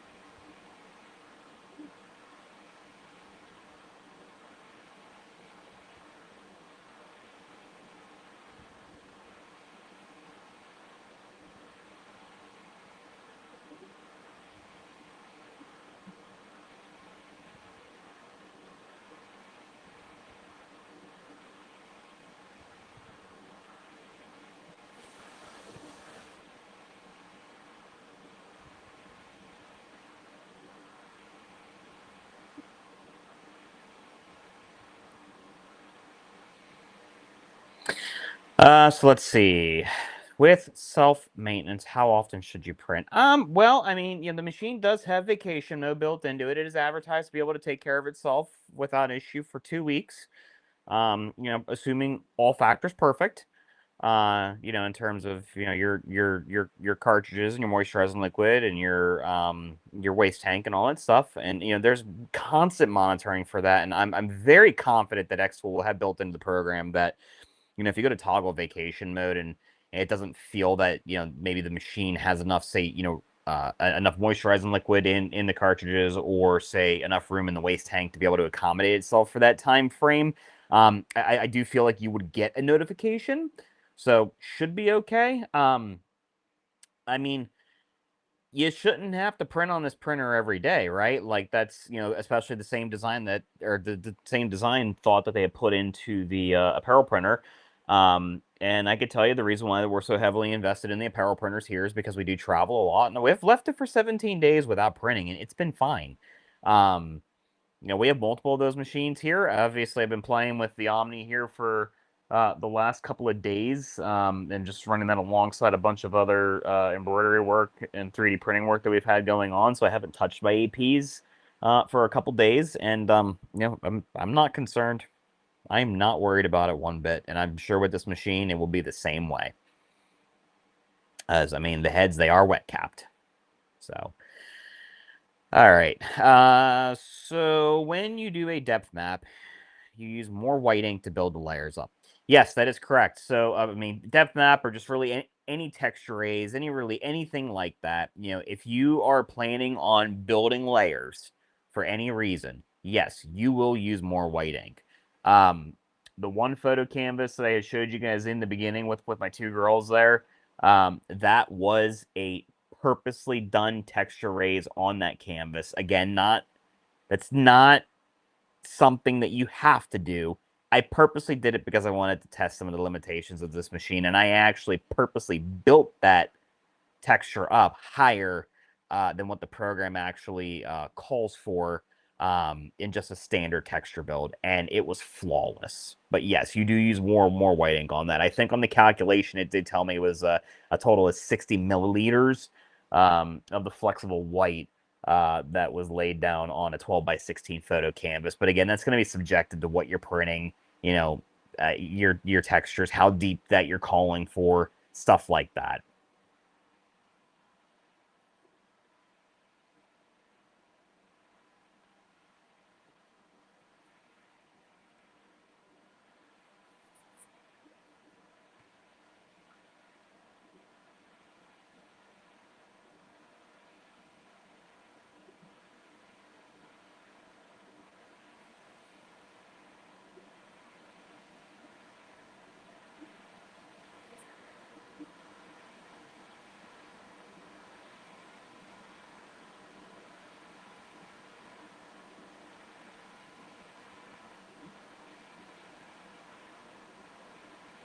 You guys were getting there, chugging along about 3/4 of the way. Kind of excited for this. Quick print head cleaning. We'll be right back at it.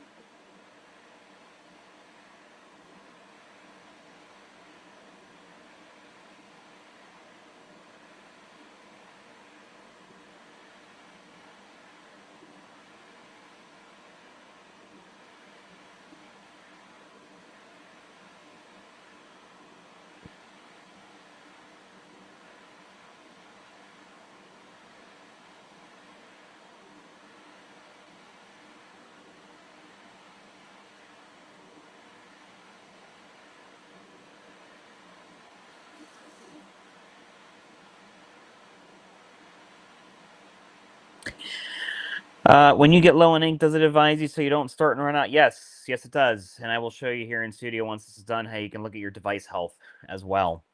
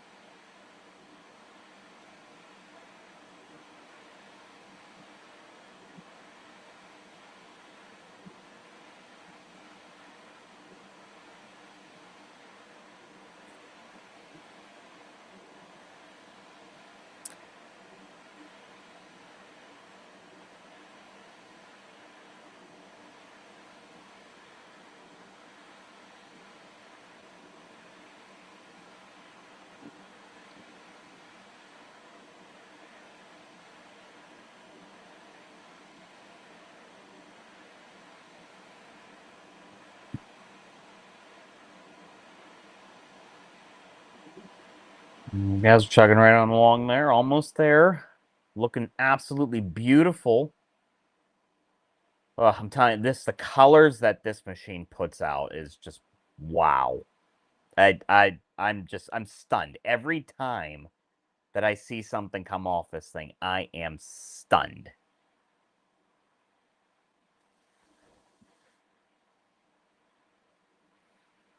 I think after this, though, we're gonna play with the rotary. So if you guys want to see some rotary work, let me know in the comments, or if you want to see something else, make some suggestions. But I was thinking maybe doing the rotary and or maybe putting a Yeti on there or something. But I would like to hear your guys' thoughts, comments, anything. Let me know.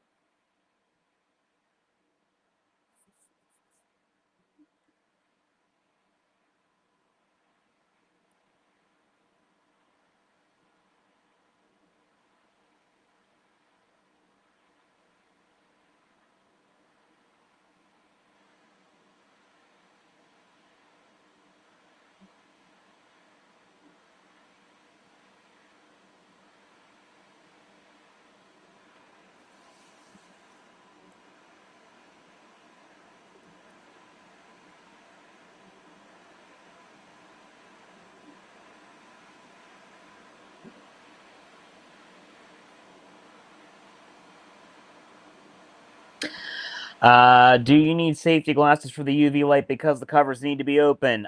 There is a set of safety glasses that is included with the printer.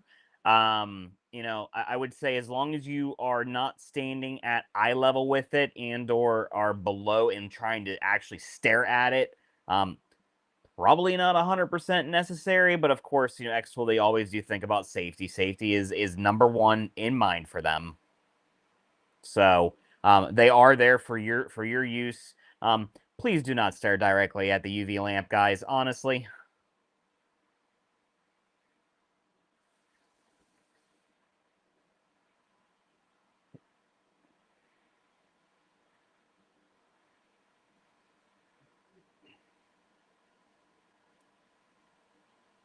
looking like quick cleaning, almost there.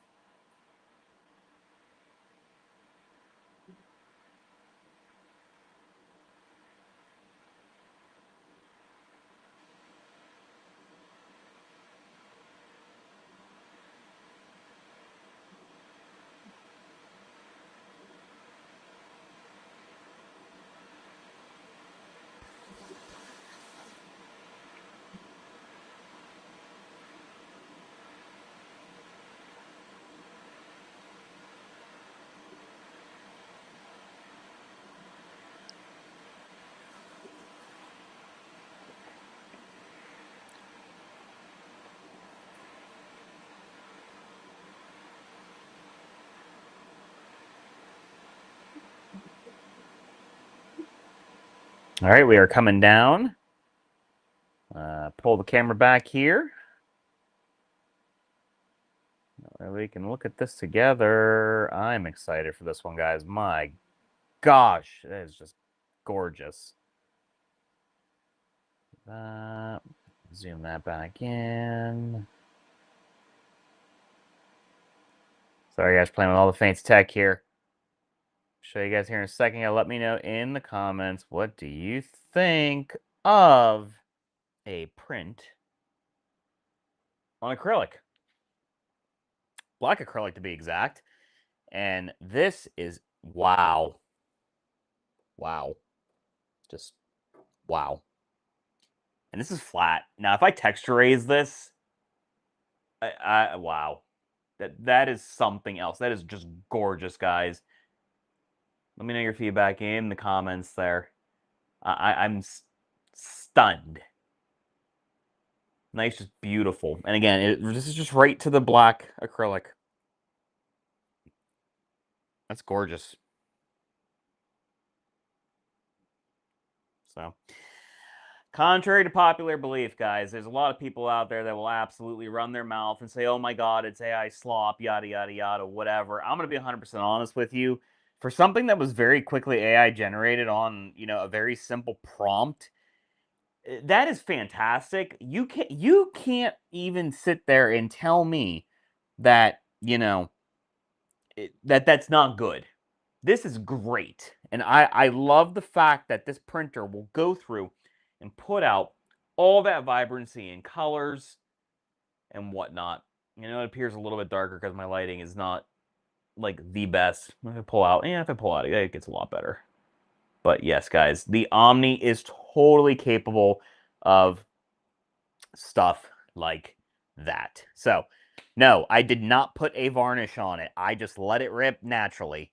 And it looks great. If I varnished it over, I probably would have looked at maybe glossing it just to toy around with it. But yeah, no, that is just standard right out there. No gloss, no varnish, no nothing, guys.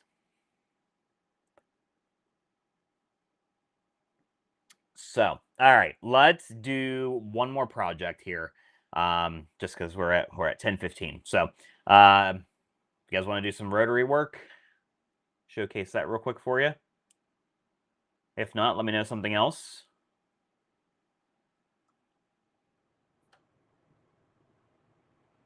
I think.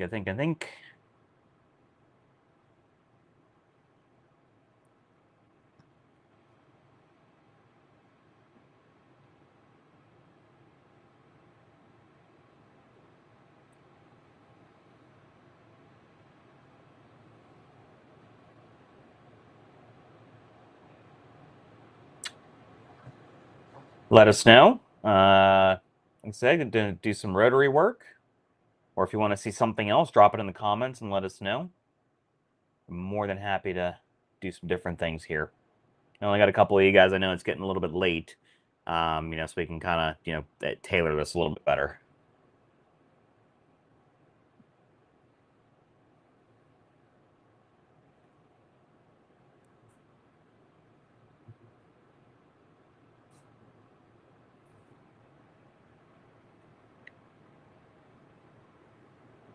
Alrighty. We're going to do the rotary.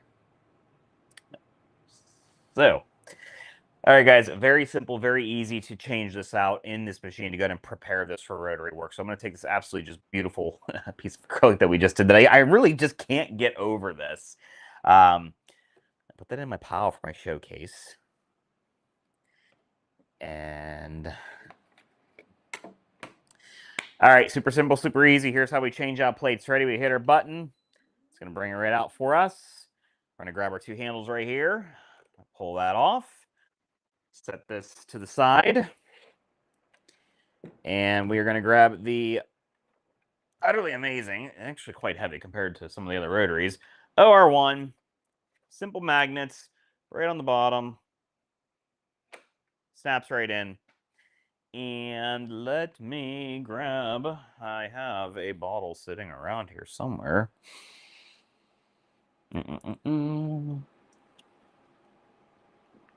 Let's see. We're gonna go for the Rotary. Where did I put that bottle? Oh, here it is.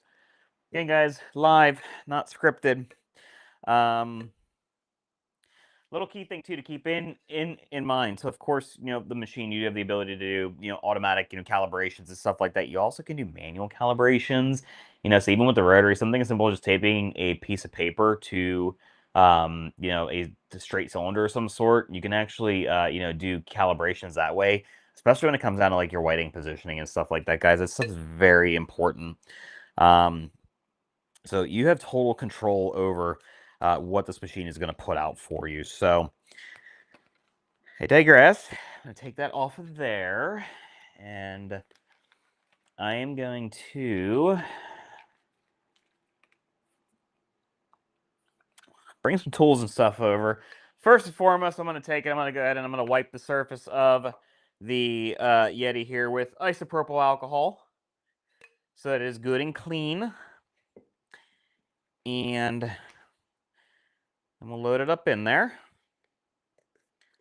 So I just wipe that surface here real quick, guys. No special primers, anything needed for that. Just want to have a good, clean, working surface. So I am using 91% isopropyl alcohol for this. There are other ways and means of doing this as well.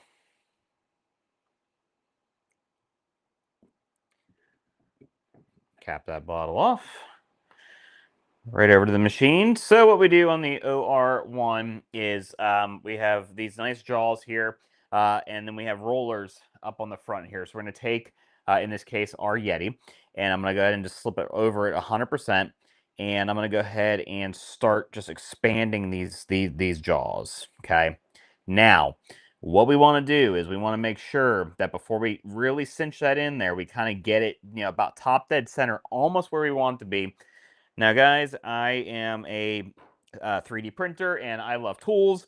So, nice little alignment tool. Long live the RA2 accessory kit, guys. If you have this green beam laser, this thing is absolutely amazing, and we've had it from the RA2. We've adapted it for the RA3. Now we've adapted it for the OR1. So, again, yes, it is green right now because I was prototyping, but right over the top, throw that alignment tool on there. Now, we do so many Yetis and stuff here that we know kind of where we're going on our logo for centering, but so just make that adjustment, get it where you want it to be, okay? Because the fact of the matter is that this rotary, once you put it in, you are pretty much locked in. And you can't, make a rotation to it like you would on like the RA3 or something. At least to my knowledge, I feel like I'm going to break it whenever I'm doing it. So I just prefer to just make sure I'm running top dead center before I push the rotary in there. So taking my alignment tool off of there. Still in prototype, it works very well. And then we're going to go ahead and we're going to hit the button. It's going to pull that into the machine there. And now what we are going to do is we are going to use Studio to do our mapping for us on this. So I am going to flip up the screens around here. That way you guys can see it. And let me see. Make this the primary for you guys.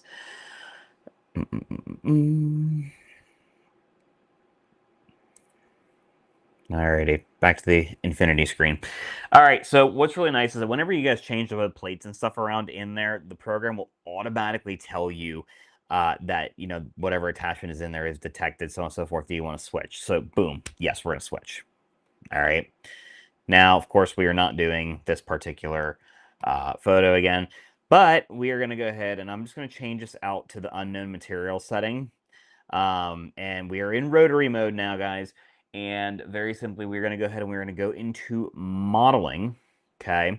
And it is going to go ahead and bring this up here, and then you can make some selections based upon what you're doing. So, of course, if it's like a Stanley style cup where you got major tapering in there, if it's a full-fledged cylinder like that Yeti water bottle that I have in there right now, any truncated cones, so, some slight tapered cups like your 20-ounce Yeti Ramblers, for example, or xTool selected 20-ounce cups, Polar Camel, whatever you guys are working with. And of course, you have any, other objects with different, kind of shaping to it. You could dictate if there's handles or anything on there. You're scanning object surface for any alignment assistance, which I like to do this just because I want to know kind of exactly where we're going. Now again, this is more for when you're aligning with existing graphics or other logos. In this case, we're working with a Yeti. So we have a Yeti logo on there. So I'm going to want to scan that object for alignment assistance as well. And then, of course, you have the other option if you can't get it all the way in on that jaw chuck. You can just let it know there. That way, it knows kind of when it's doing its scanning, kind of what it's really looking for. So you're essentially telling Studio what is in your Omni right now and what you needed to do for you. So we're on a straight cylinder. So I'm going to go ahead and start modeling that. Now, as that is happening, and I'm going to make the printer itself bigger for you guys. You can see here, so we're starting to really move around, okay? So it's going to bring it in. It's going to, check to see if you have any tapers in there that it needs to accommodate for. And then it's going to scan the surface for you. That way we know what we're dealing with. Process takes just a minute or two to get it all together for you.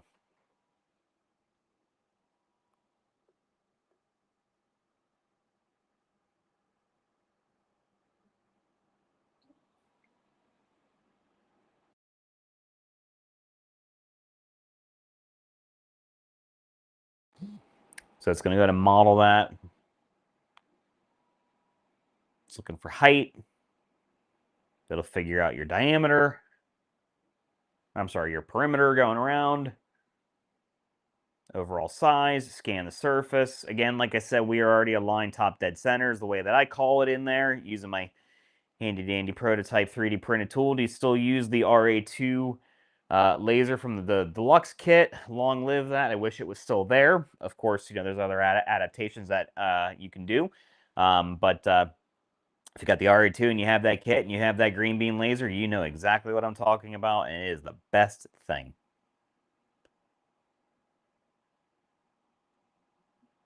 All right, so we are currently doing our final distance measurement, doing some checks there, and then we're going to get a good scan of the whole surface.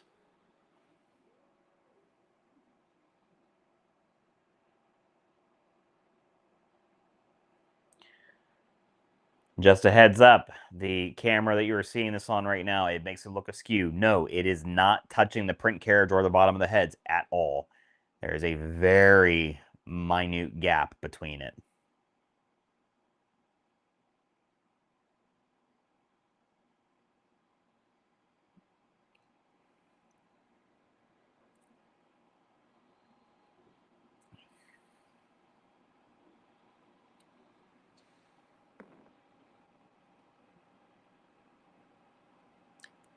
Yep, definitely. You see it rotating around, making sure the surface is where we want it to be.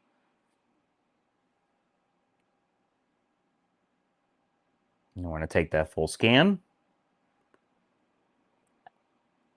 The automation is very beneficial in this machine, guys. It is just amazing.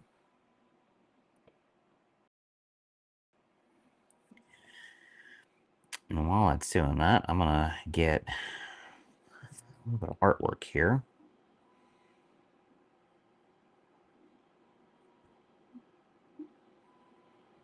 Any questions on the Omni, guys? Drop it in the comments there.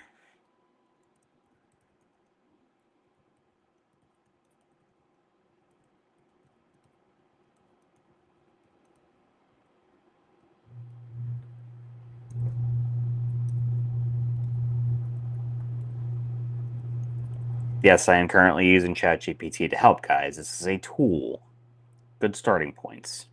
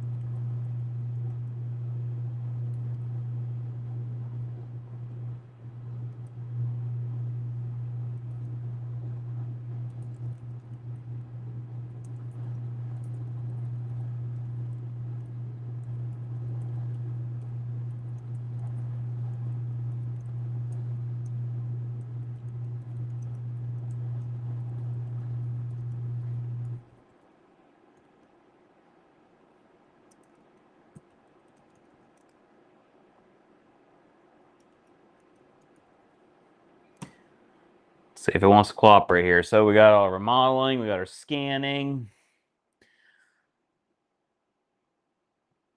Okay, so here is what is really cool. So from Studio, okay, what this will do, I'm gonna make the screen bigger here while that's doing that. Okay. So what this will do for you is it will actually tell you, okay, hey, your modeling was successful. It's going to let you know your type, what you have in there, your working height, your overall radius, your units of measure. It depends on how you have it set. We do a lot of work with the metal fab, so I'm a big proponent of using millimeters for most things. You can change that unit of measure in Studio without issue, guys. Very, very, very, very easy. But we're going to hit got it, and we have a nice, beautiful mapping. Now, this little green line, okay, so let's think back to what we just did with the laser, right? So this is literally my top dead center on there, okay? So this is going to be the top of the rotary, and we can center our graphic right off of that, no problem at all. So that is my top dead center that we're working with. And then you can see here, of course, we have the nice, beautiful seafoam color shining through. And what you're seeing here, lines on the top and on the bottom, that actually is the stainless steel bands on that particular water bottle. So let me double check here to see if I got the artwork out of it that I wanted. Again, we are just using ChatGPT as a tool, guys. It is a tool. It is not the be-all, end-all. It's a good starting point, but honestly, sometimes kicks out some really good stuff. Let's get rid of the infinity screen there. Okay. Hold on one second. We don't want to violate any policies. So, un momento, por favor. While we are waiting on me to get this together here real quick, because I do want to print this cup for my daughter. Questions, comments, anything in the comments, guys. If you guys have any other xTool equipment, let us know what you have, and or maybe what your plans are, for the Omni. What all do you want to do?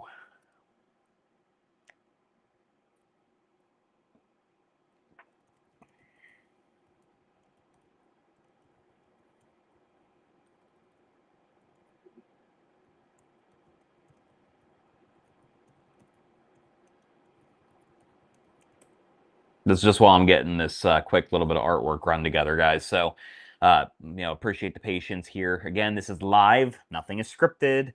So we are just working our way through it here.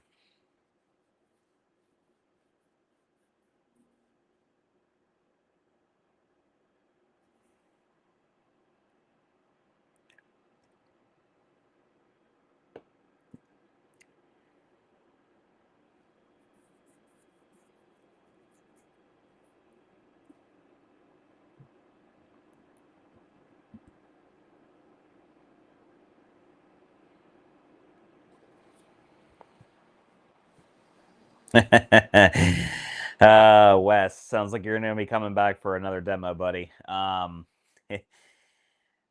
It's always a very tough decision whenever we're going through all this, because literally the real answer in the whole thing is one of everything. But without an unlimited budget, we know that that is not always possible. So, yeah, if you're more than welcome to come back up for another demo, Wes.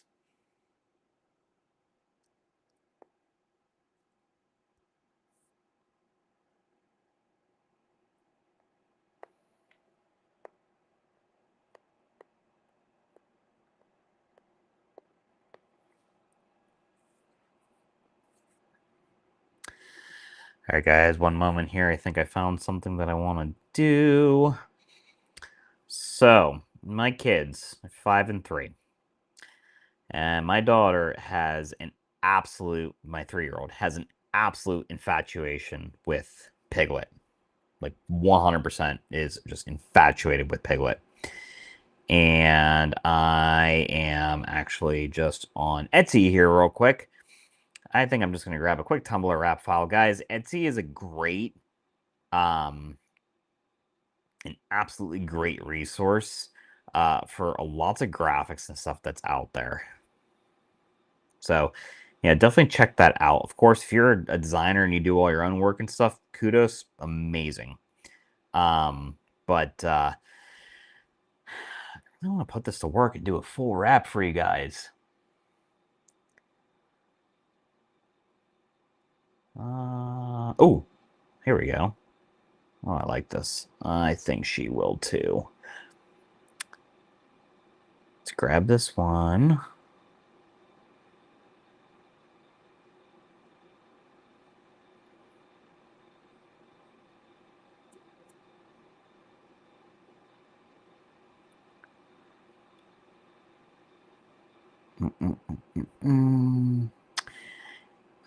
All right, we are downloading right now. Again, sorry for the delay. I appreciate you guys hanging in there with me, though. I know this is like exciting, and I you don't want to burn a $35 Yeti. You actually want to put on there what you want to put on there.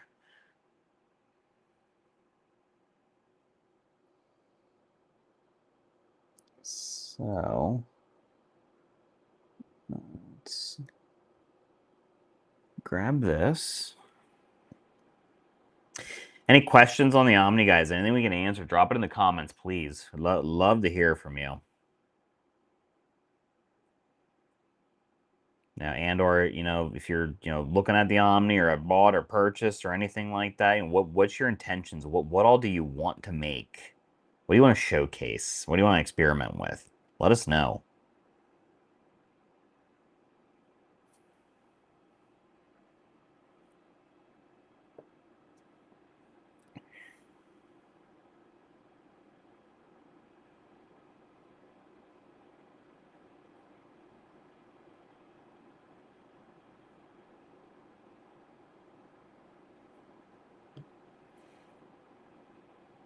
Oh, gotta sign in Etsy here real quick. 1 second.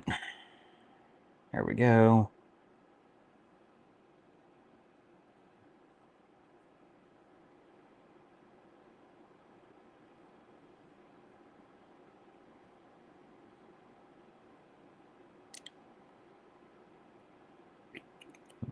Okay, got our file. Cool, let's pull it in.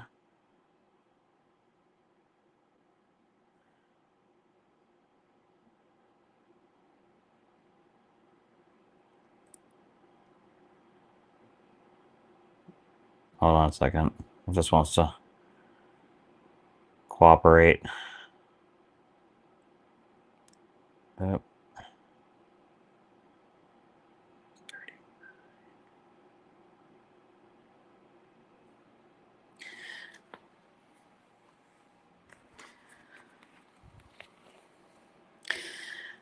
Hang on, guys. I had to grab one of my cards.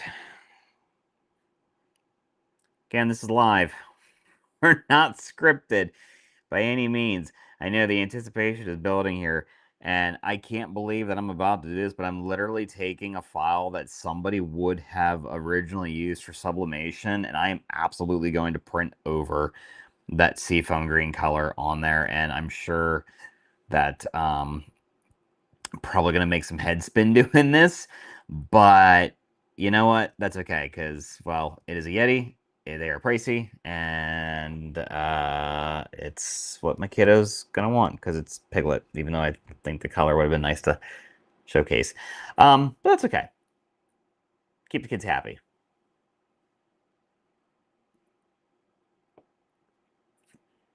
All right, downloaded. Okay, let's get Studio back open. Share my screen back to you guys. We got two of you guys hanging on with us. All right. Share screen. Share the entire screen. Got it. All right, here we are. Back in studio. Okay. So we're going to go to import and we're going to bring in our image that we were working with. I am so going to just completely ruin the seafoam green color by doing this. But it's okay. We're going to have some fun with it, right? So we're going to do this because I'm still going to keep the stainless steel bands. And I am going to zoom in to double check my placement. We're right at the stainless band. This would originally be for sublimation. I know I'm gonna get yelled at by somebody for this, and that's okay. Because I just want to see what this thing's gonna be capable of, guys. Alrighty, done in a flat. We have Piglet on there. And I would like to incorporate my daughter's name, so we're going to add in Alessia is her name, and that is a very interesting text. I don't know why we defaulted to Metal Mania, but let's do this. I do kind of like that, though, this font. And then let's do a fill. And then we can come in here. Let's take a color to contrast this. So let's take Piglet. And then we're going to go over to our stroke, and we're just going to completely knock that out as if it doesn't exist. I'm going to grab her name. Guys, this is how easy that you could throw text in here. And then obviously, preview, see what you like, so on and so forth. Yeah, it could probably go maybe a little bit darker. I don't know. Let's see here. Where's my scripts? Ooh.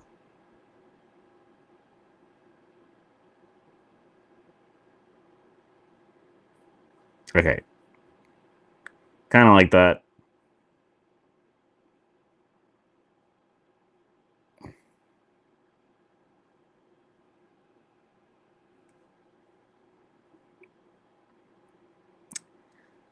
Might want to just tone that down just a little bit.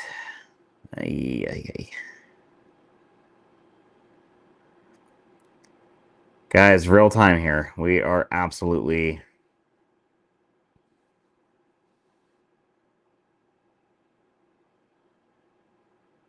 There we go.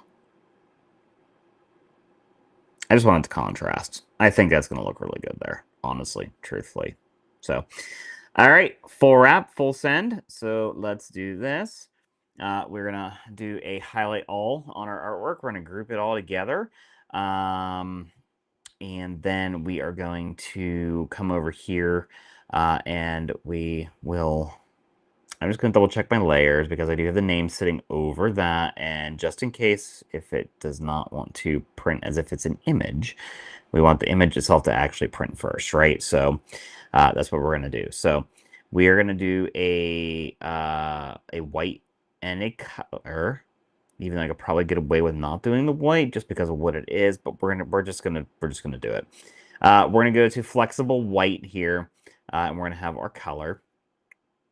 And then for the text, I don't know why that's not showing that. Range bring to... No? Oh, okay. Might have a slight layering thing here in Studio. Interesting. Oh, we'll see what it does here. So we're gonna dictate our wrap there to also be white in color. We want to be on flex white.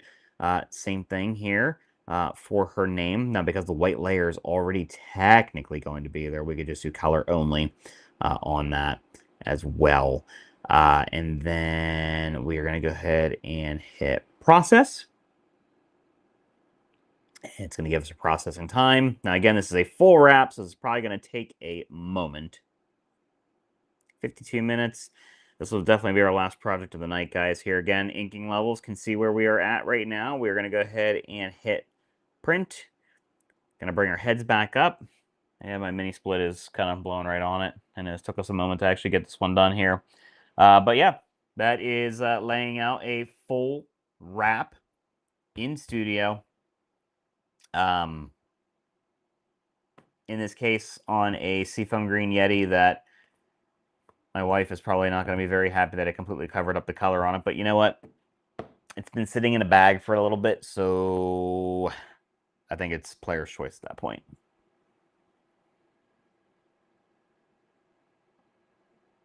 So, what do you guys think? Let me know in the comments. What do you think's going to happen here? Going to be good?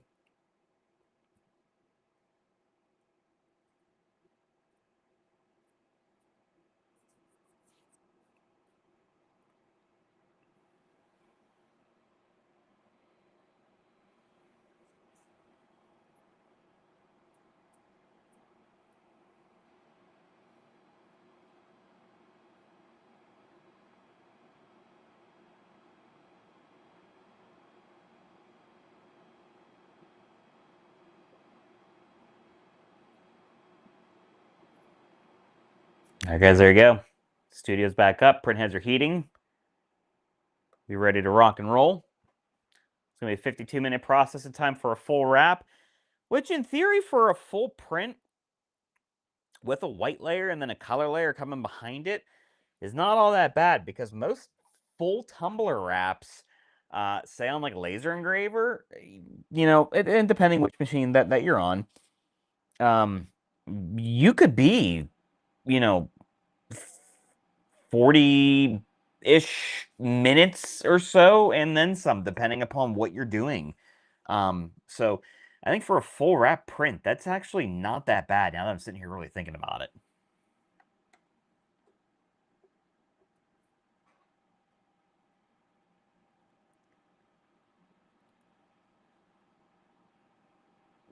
So heads almost at temp.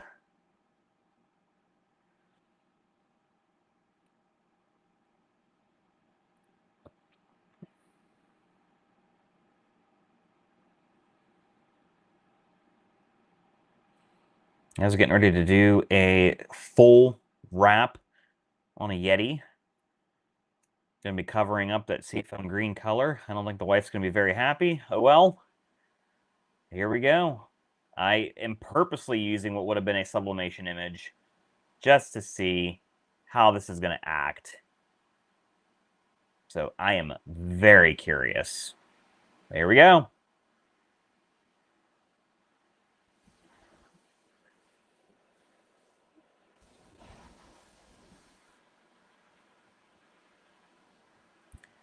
Now, again, we are laying down a white layer with this one here, guys. So it definitely, influences processing time for the full wrap here. It did say 52 minutes, which, like I said, compared to almost any full wrap laser engraving, that's actually pretty decent, considering that, based on the machine that you're using, you could be from, 30 to 40 minutes up to an hour plus. So not bad for xTool, honestly. That's better than I thought.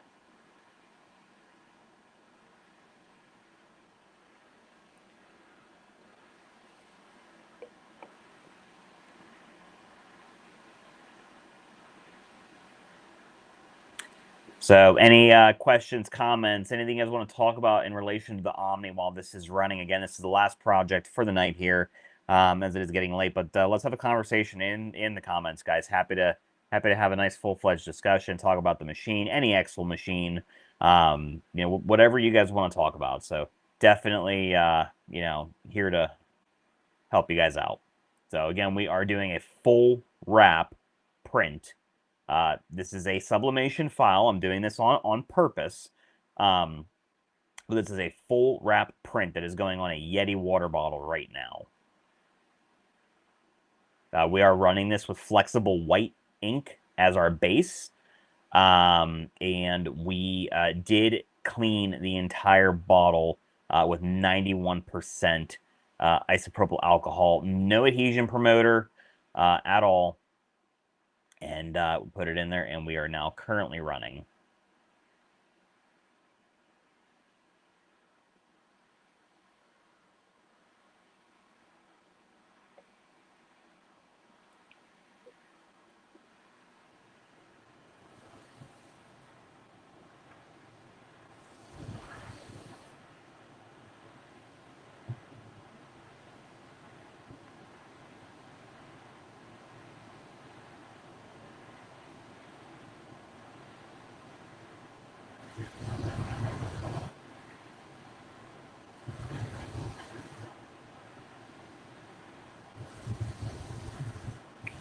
And for those of you guys that are just joining us here, because I see our viewership count's going up a little bit, we are currently in the process of doing a full wrap on a Yeti water bottle. This is utilizing the OR1 Rotary attachment for xTool's O1 Omni Printer.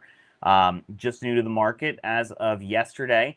This is a UV printer. We are showcasing the dual UV variant of this printer. Very, very, very capable. Processing speed's actually pretty good, guys. Quite impressed with it. Some beautiful projects that we put out of this machine so far. Some nice photo canvases, texture raised items. We are in the process of currently doing a full-fledged wrap on a tumbler. This is originally put in as a sublimation wrap.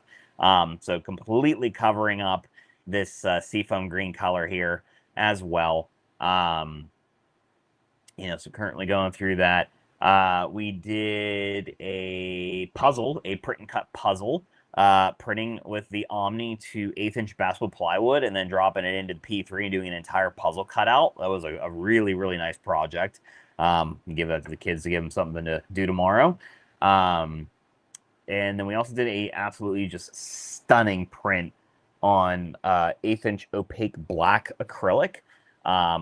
Just because that's what I had laying around here. If it was white, I could have got away without the white layer, guys, but absolutely just stunning what we had gotten out of that. So, and when this is done, we could definitely showcase that stuff. Actually, you know what? That's, staring at a rotary turning for a while. We'll show you guys the a couple projects that we've done here with this so far, and definitely let us know your thoughts in the comments, guys. This machine is absolutely amazing. One of the very, very, very first things that I did with this machine is I absolutely had to test Photo Canvas and made it a point to do it with texture build. Did it with my girls, as you see here. Absolutely phenomenal. And the crazier part is with that texture build, the way that that's done, you can literally feel everything. Like, even something as simple as like the little notch in her elbow here. Like, you could feel that stuff. Not necessary to print like that on Photo Canvas, but I had to test it. Texture raise on the Omni is very much doable. Great, great, great output there, guys. Next up to look at, I decided, okay, at that point, we're going to do a flat print. And I decided, well, we're really going to try to do this with the resin in a glossy finish. So we did. And again, absolutely just beautiful output, nice glossy finish, really maintaining all that photo quality that you would expect out of that. You do see some shadowing in there from the lights, guys, but take all factors out of that, take the lighting out of it. Absolutely just beautiful print quality. So again, let us know in the comments your guys' thoughts on this for that. Next up, we decided, still staying in the realm of the girls there, playing with the masking features in studio. Phone case, iPhone 17 Pro Max as well. Really good job, high quality, good print, looking great. Playing with the masking features and stuff. So that's what we had gotten out of it. Well, last night we did. I did take one of the pictures that was a stock picture that was in my Disney Photo Pass from our most recent trip with the girls of Expedition Everest and put it on rigid canvas, and just phenomenal, beautiful, absolutely beautiful, great coloring there. There you go, better light on it. Really, really good job maintaining all those details. One of the first project that we did tonight, obviously I can't show it because it's literally in a million pieces, but we had printed two 12 by 12 1/8" basswood plywood. We did a 10 by 10 image on there, gave us some manual registration marks, and was able to do a beautiful print and then do a puzzle cut on the P3. So again, it is a million pieces now, but we did do a puzzle cut there and worked really good. A print and cut workflow is coming for this to be built into Studio, but I'm the type of person I like to push the limits a little bit. So we went ahead and did it manually just to see how good is our scanning feature on the Omni versus the cameras on the P3, which if you have a P3, those cameras are phenomenal. And it was literally the perfect lineup. 100% perfect. I was impressed. And then we also went and did a print to a 12 by 12 sheet of opaque black acrylic. Just because that's what I had laying around. If I had white, I would not have needed the white layer, and it would have cut down on the processing time, guys. But by God, the quality of that is just utterly phenomenal. Beautiful print. Let us know your thoughts on that, seriously. And the masking is still on the back. I haven't even taken it off yet, guys. This was black opaque acrylic. Gorgeous print. And these are all projects that I have done so far on the Omni. And, you know, as you can see, we are in the process of doing a complete full wrap on a Yeti water bottle. I'm doing this for my daughter. Completely 100% covering up all that seafoam green coloring that it was. And again, that's just me kind of, you know, doing trial and error and, you know, kind of pushing the limits here a little bit just to see. Purposely doing it with a sublimation wrap, or what would have been a sublimation wrap, because, well, she's infatuated with Piglet, and we're going to showcase it. So that is what we are currently doing right now.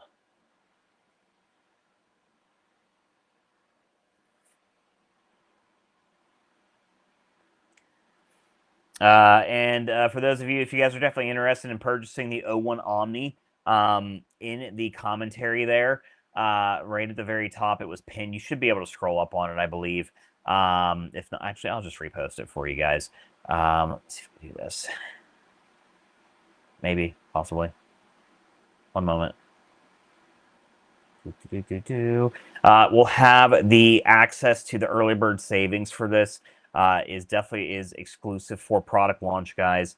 Definitely don't want to miss out on this. You are literally saving up to $800 at max on this machine and bundles and all that stuff. You know, you can't beat this pricing. This is launch pricing. So you know, this is going to be the best that it's going to be. You won't see it any better than this. I have yet to see any other product launches where pricing has been below any of the launch pricing as well. So definitely want to take advantage of it. There's an exclusive link right there that you can click to get into all that stuff. Definitely do not sleep on this machine, guys. It is very capable and incredibly impressive for what it can do for being a desktop UV printer, for sure.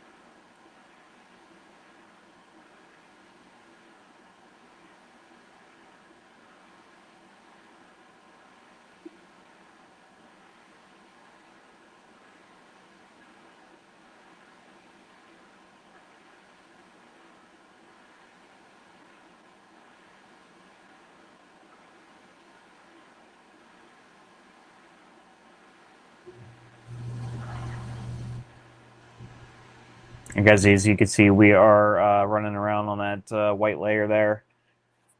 on the Omni.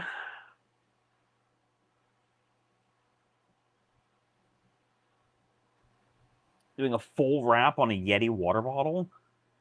Again, this is a sublimation wrap that we are purposely printing on there. We absolutely are covering up all of that seafoam green.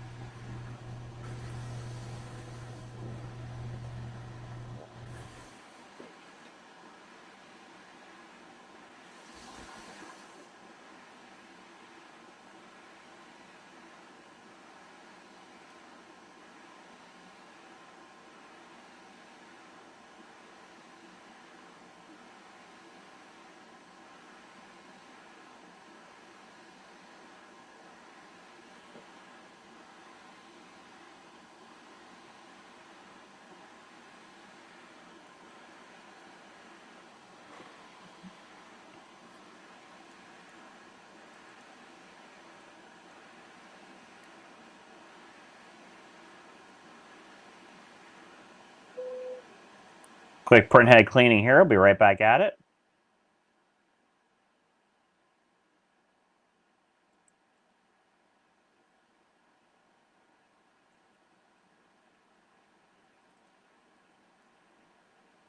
Or, sorry, looks like a rotation. Never mind.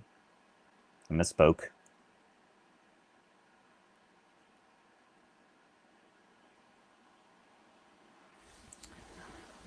I did just see your email come through. I have it, and we are absolutely happy to do that demo for you. Yeah, that acrylic is absolutely amazing.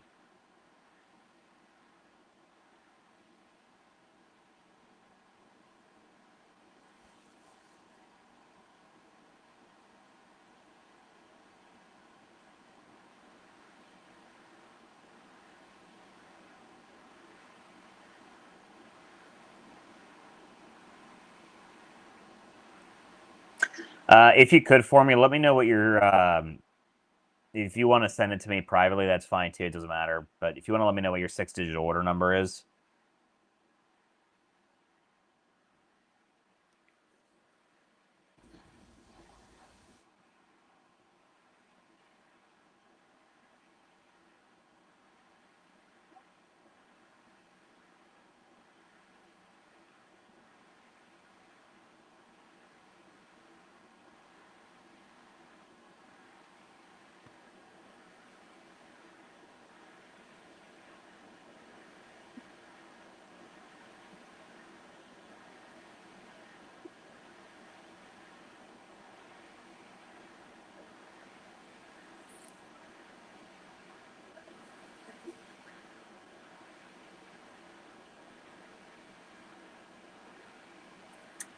Roberta, to answer your question, this particular wrap, this is what was, I guess, technically a sublimation wrap that I am purposely printing on a Yeti water bottle.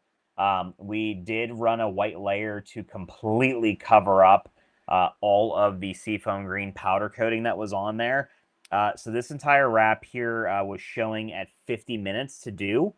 Again, now we are also on the dual UV model, so we do have a slightly faster processing time.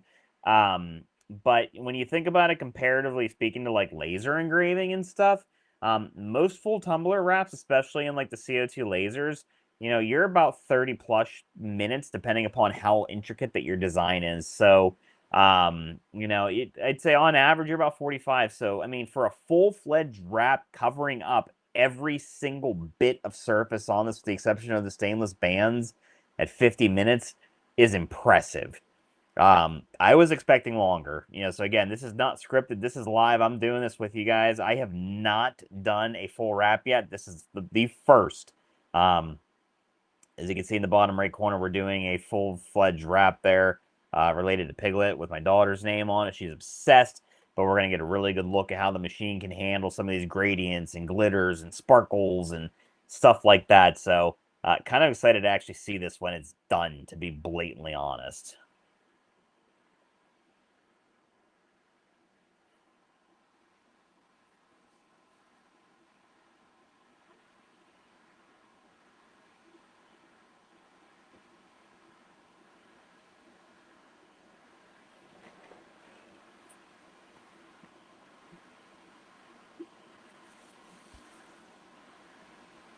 And since we're on a cylinder, I might be able to actually get this in there so you guys can see this a little bit better. I do suspect it is going to blur out on the swipes just because the camera's trying to stay focused.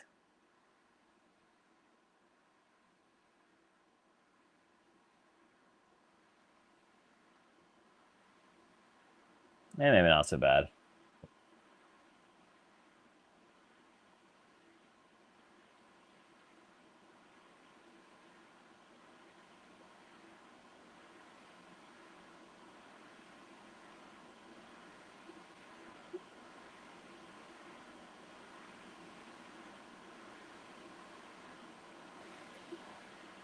Yeah, if you're gonna be doing like the full-fledged wraps and stuff like this, especially if it, maybe is like a prior like sublimation file and stuff like that, yeah, white is definitely gonna save you on some ink. Again, I'm just working with what I currently have here on hand.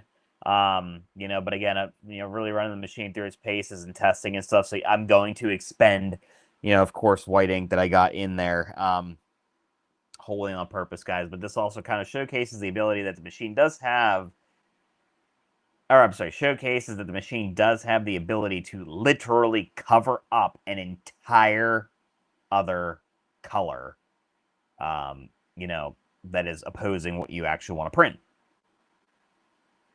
As we saw earlier with the opaque black acrylic, with that absolutely just beautiful print that we did on there. We laid down that entire white layer and then dropped it right over, and you couldn't even tell that acrylic was black. Now, of course, white would have been better. It's to say white ink, of course. Roberto, to answer your question, no, I have not. That is definitely on my hit list. We will be live pretty much every day with this thing, at least until the 23rd. Either here on our platforms or on anything that's sanctioned by xTool, which as of right now, I am scheduled to do that with xTool on their pages. So definitely mark this on your calendar. Sunday night and Monday night, 9 p.m. Eastern time, and or possibly another day after that. I don't have 100% confirmation on that yet. But as of right now, Sunday night and Monday night, those will be my xTool sanction lives there. And sometime between now and then, I'm definitely going to shove Leatherette in there, and or I might even do it tomorrow. I haven't decided yet because I do want to test specifically texture build for Leatherette hat patches, and also the accuracies in print and cut. We did a manual print and cut tonight just because it's not released into the software yet. I'm still running on test software for this, and it was very much accurate. And we actually did a really nice print on 1/8" basswood, and then actually use a print and cut feature to, well, manually set it up for print and cut to cut out a puzzle in it, and was spot on. So between what the machine is capable of doing for scanning versus the versatility of the cameras in the P3, there was a 0 deviation. So incredibly impressive. I'm sure when the print to cut workflow is actually released, it's going to be even better.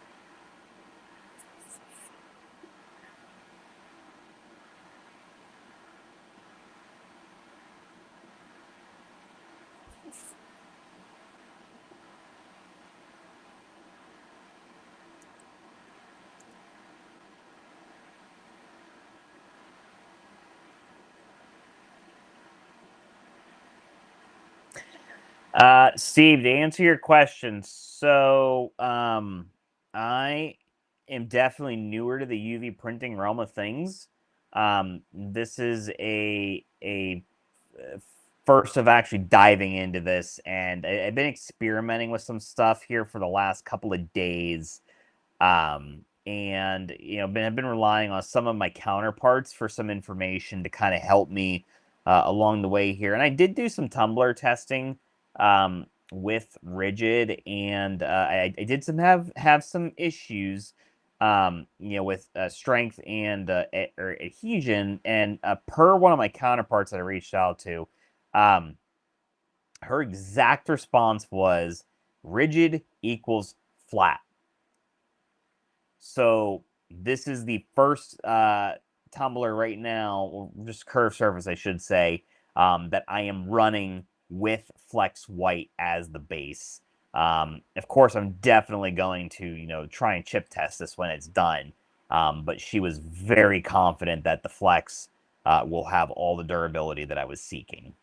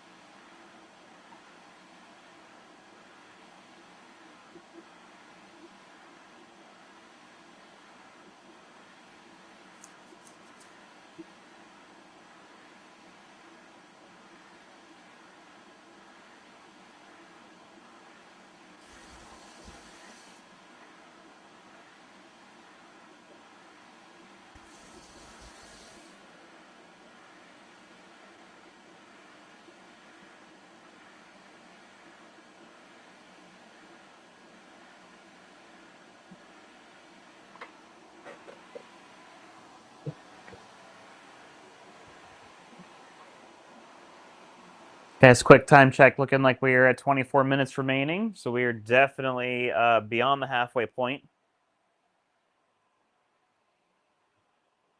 And it's sometimes a little tough to tell from the camera, but just kind of getting up on it visually here, it really does actually look really, really good.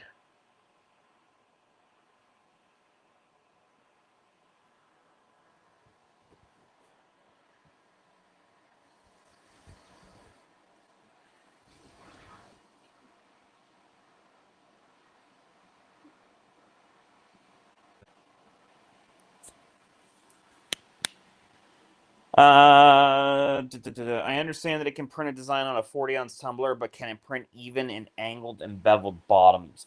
So I have not tested.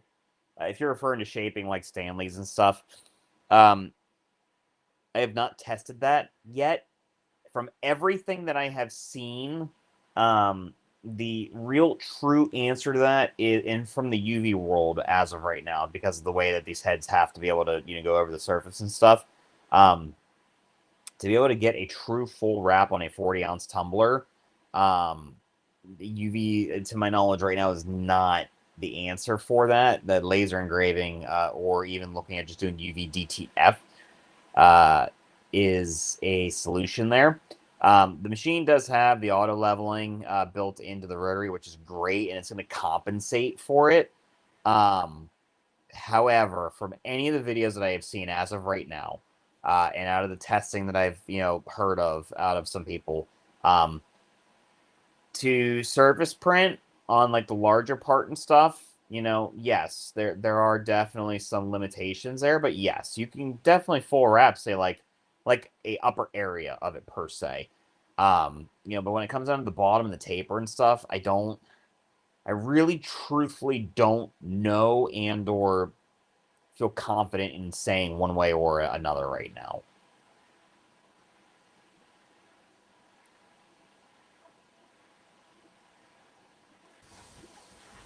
I mean, I will most definitely test, but that there really is going to be limitations with any machine.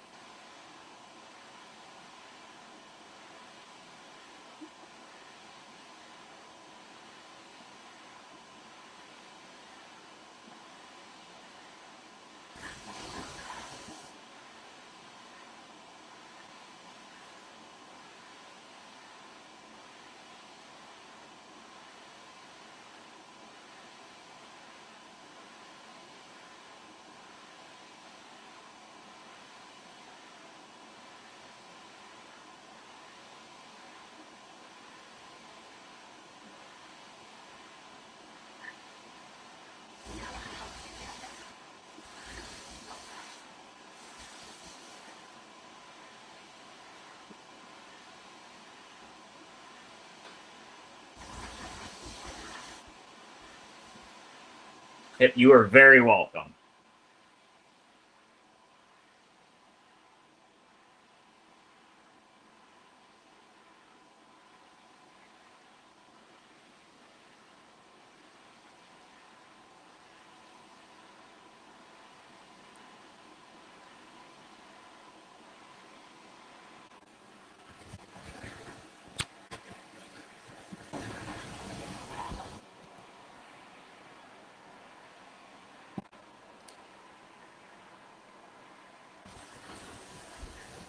There's looking at 19 minutes left here. Looking really good. Nice quality. Beautiful color laydown.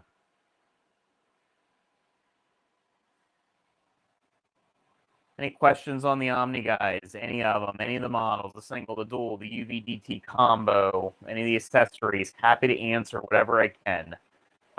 Like I said, this is going to be the last project that we're going to do tonight. There will be more tomorrow, and then the next day, and the next day, and the next day, and the next day, and the next day. I'm planning on doing stuff with this all the way through the 23rd, at least until we head away on vacation for a very long weekend and or some downtime. And then, guys, Maker Days. Maker Days are going to be coming around here, so definitely keep your eyes peeled.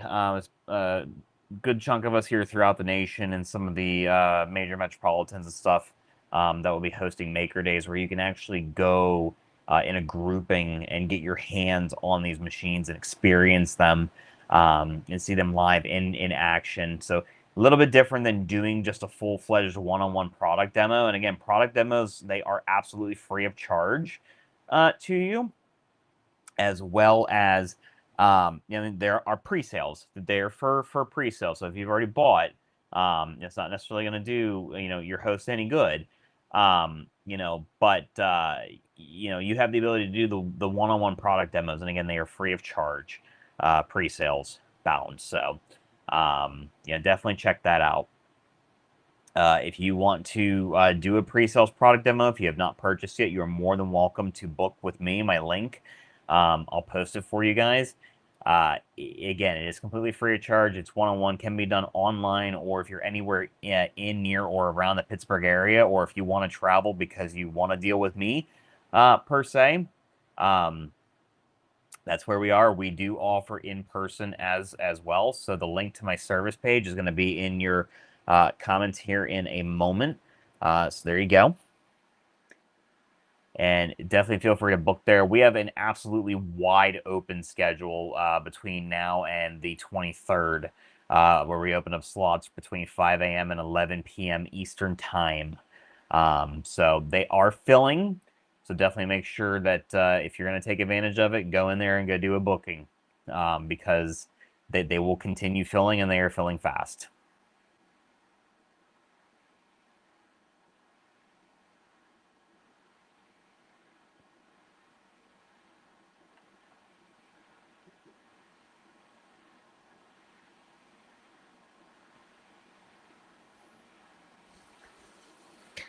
So as I'm thinking about this, as this is going around, something that I probably could have done to save a little bit of processing time was essentially somehow mesh in my daughter's name that I have on the graphic there. That way, I didn't have to go back and make passes for that. So again, learning curve, right? So something that can be very easily rectified in the artwork. That probably, if I had to guess, probably would have saved us probably 5 to 7 minutes or so. So just the little things you learn along the way, guys. Like I said, this is live. It's not scripted. We are a small business, and we are using these things in our production, and we're not content creators here.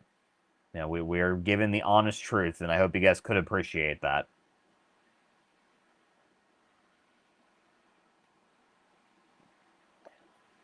At least I hope.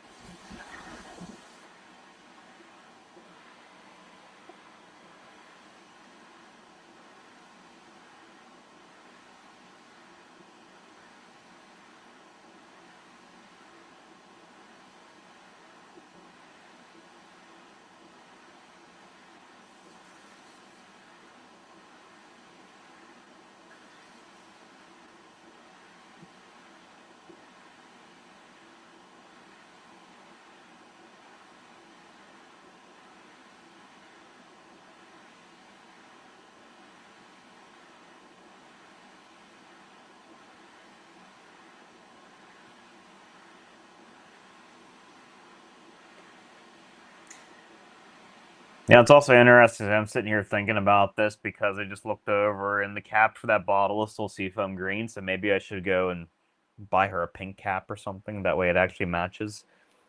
So again, working with what we got here, guys. It's the little things. I don't think I can UV print the cap. At least not with the handle that's on there.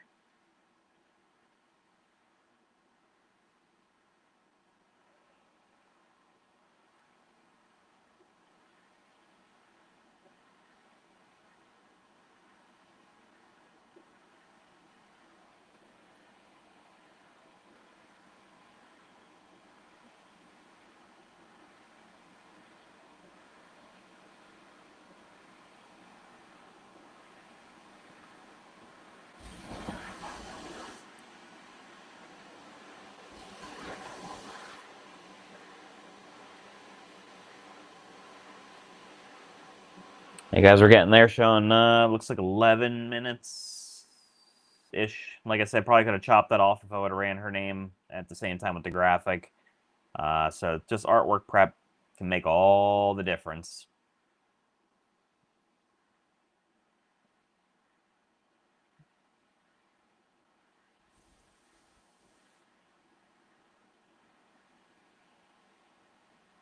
So we're gonna run back in for a quick print head cleaning.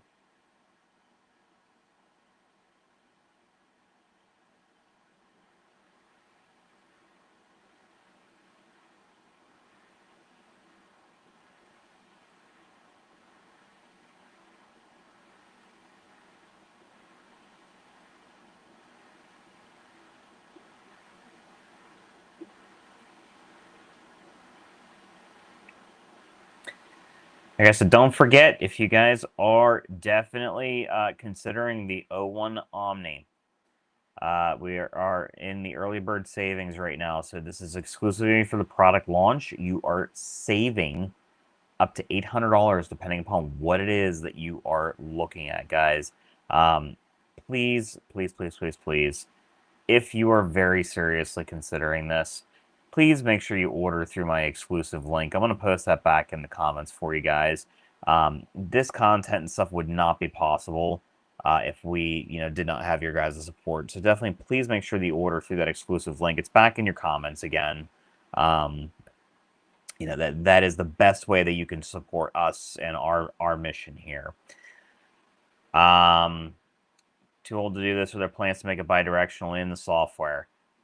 I firmly believe that with the announcement that came out of a competitor the other day, that that is something that is already in the works.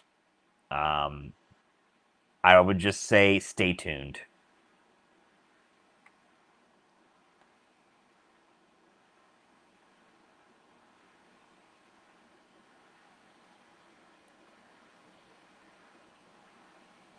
At least I would surely hope.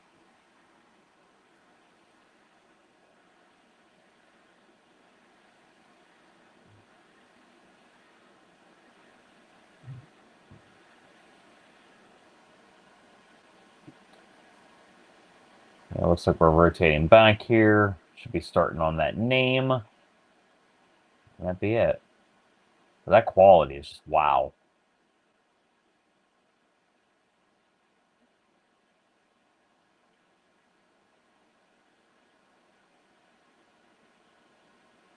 Okay, full rotation. I got a nice 360. That's pretty good, I guess. Was not expecting that.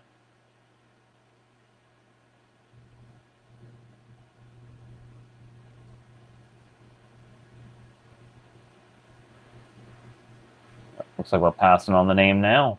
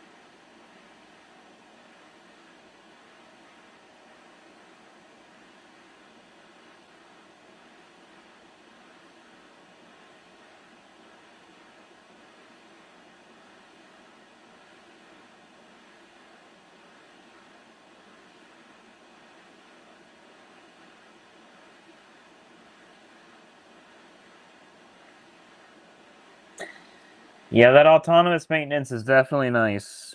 They definitely really thought of all of it here with this one, guys. For sure.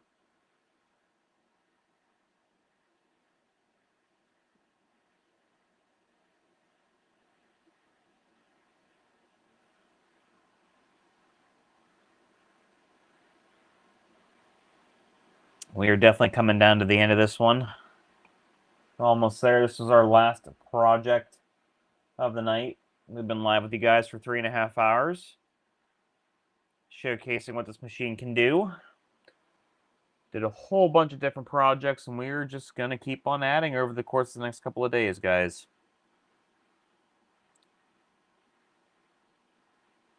It's definitely the best way that you guys can support our channel and our mission here with xTool is to take advantage of the early bird savings using my exclusive link that is shared in the comments. These would not be possible without you guys at all. So, yeah, if you were very heavily considering the Omni and or ready to make your purchase, definitely use my exclusive link for your checkout. And, that definitely helps us help you guys.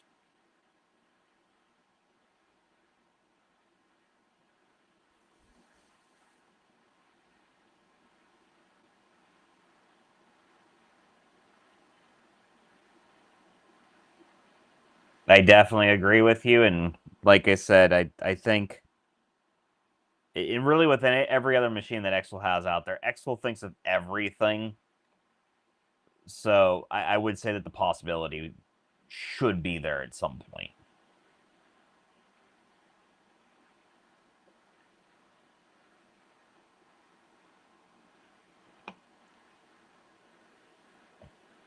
Ideally.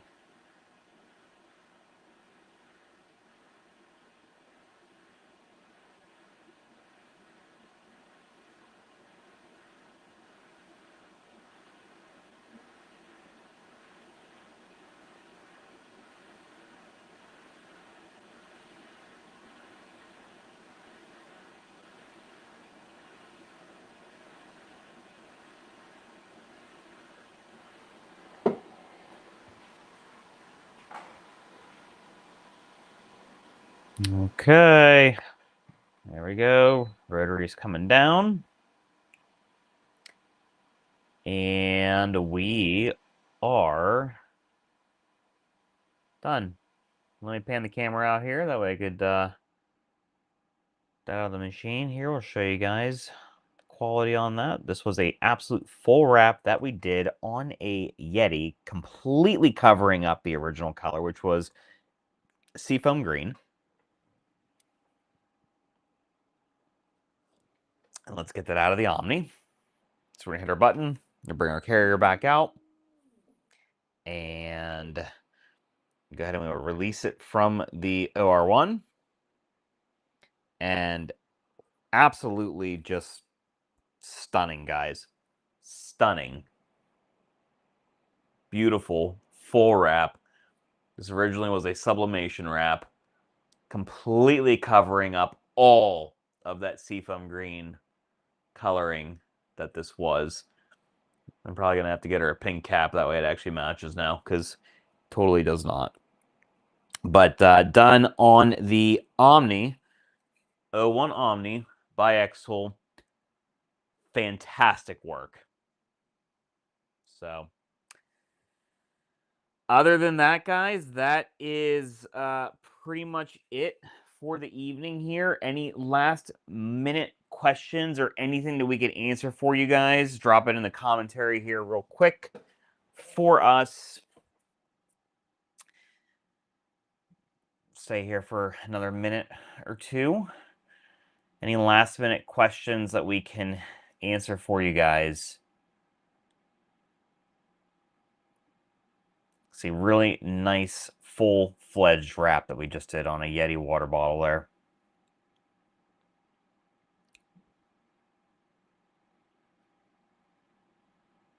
So, Like I said, from a channel supporting standpoint, definitely, if you are going to be making a purchase of the Omni, please use the exclusive link that I had pinned in the commentary there, guys. That helps us help you guys. That is the only way that we can be able to make this content for you. Without that support, we can't do this.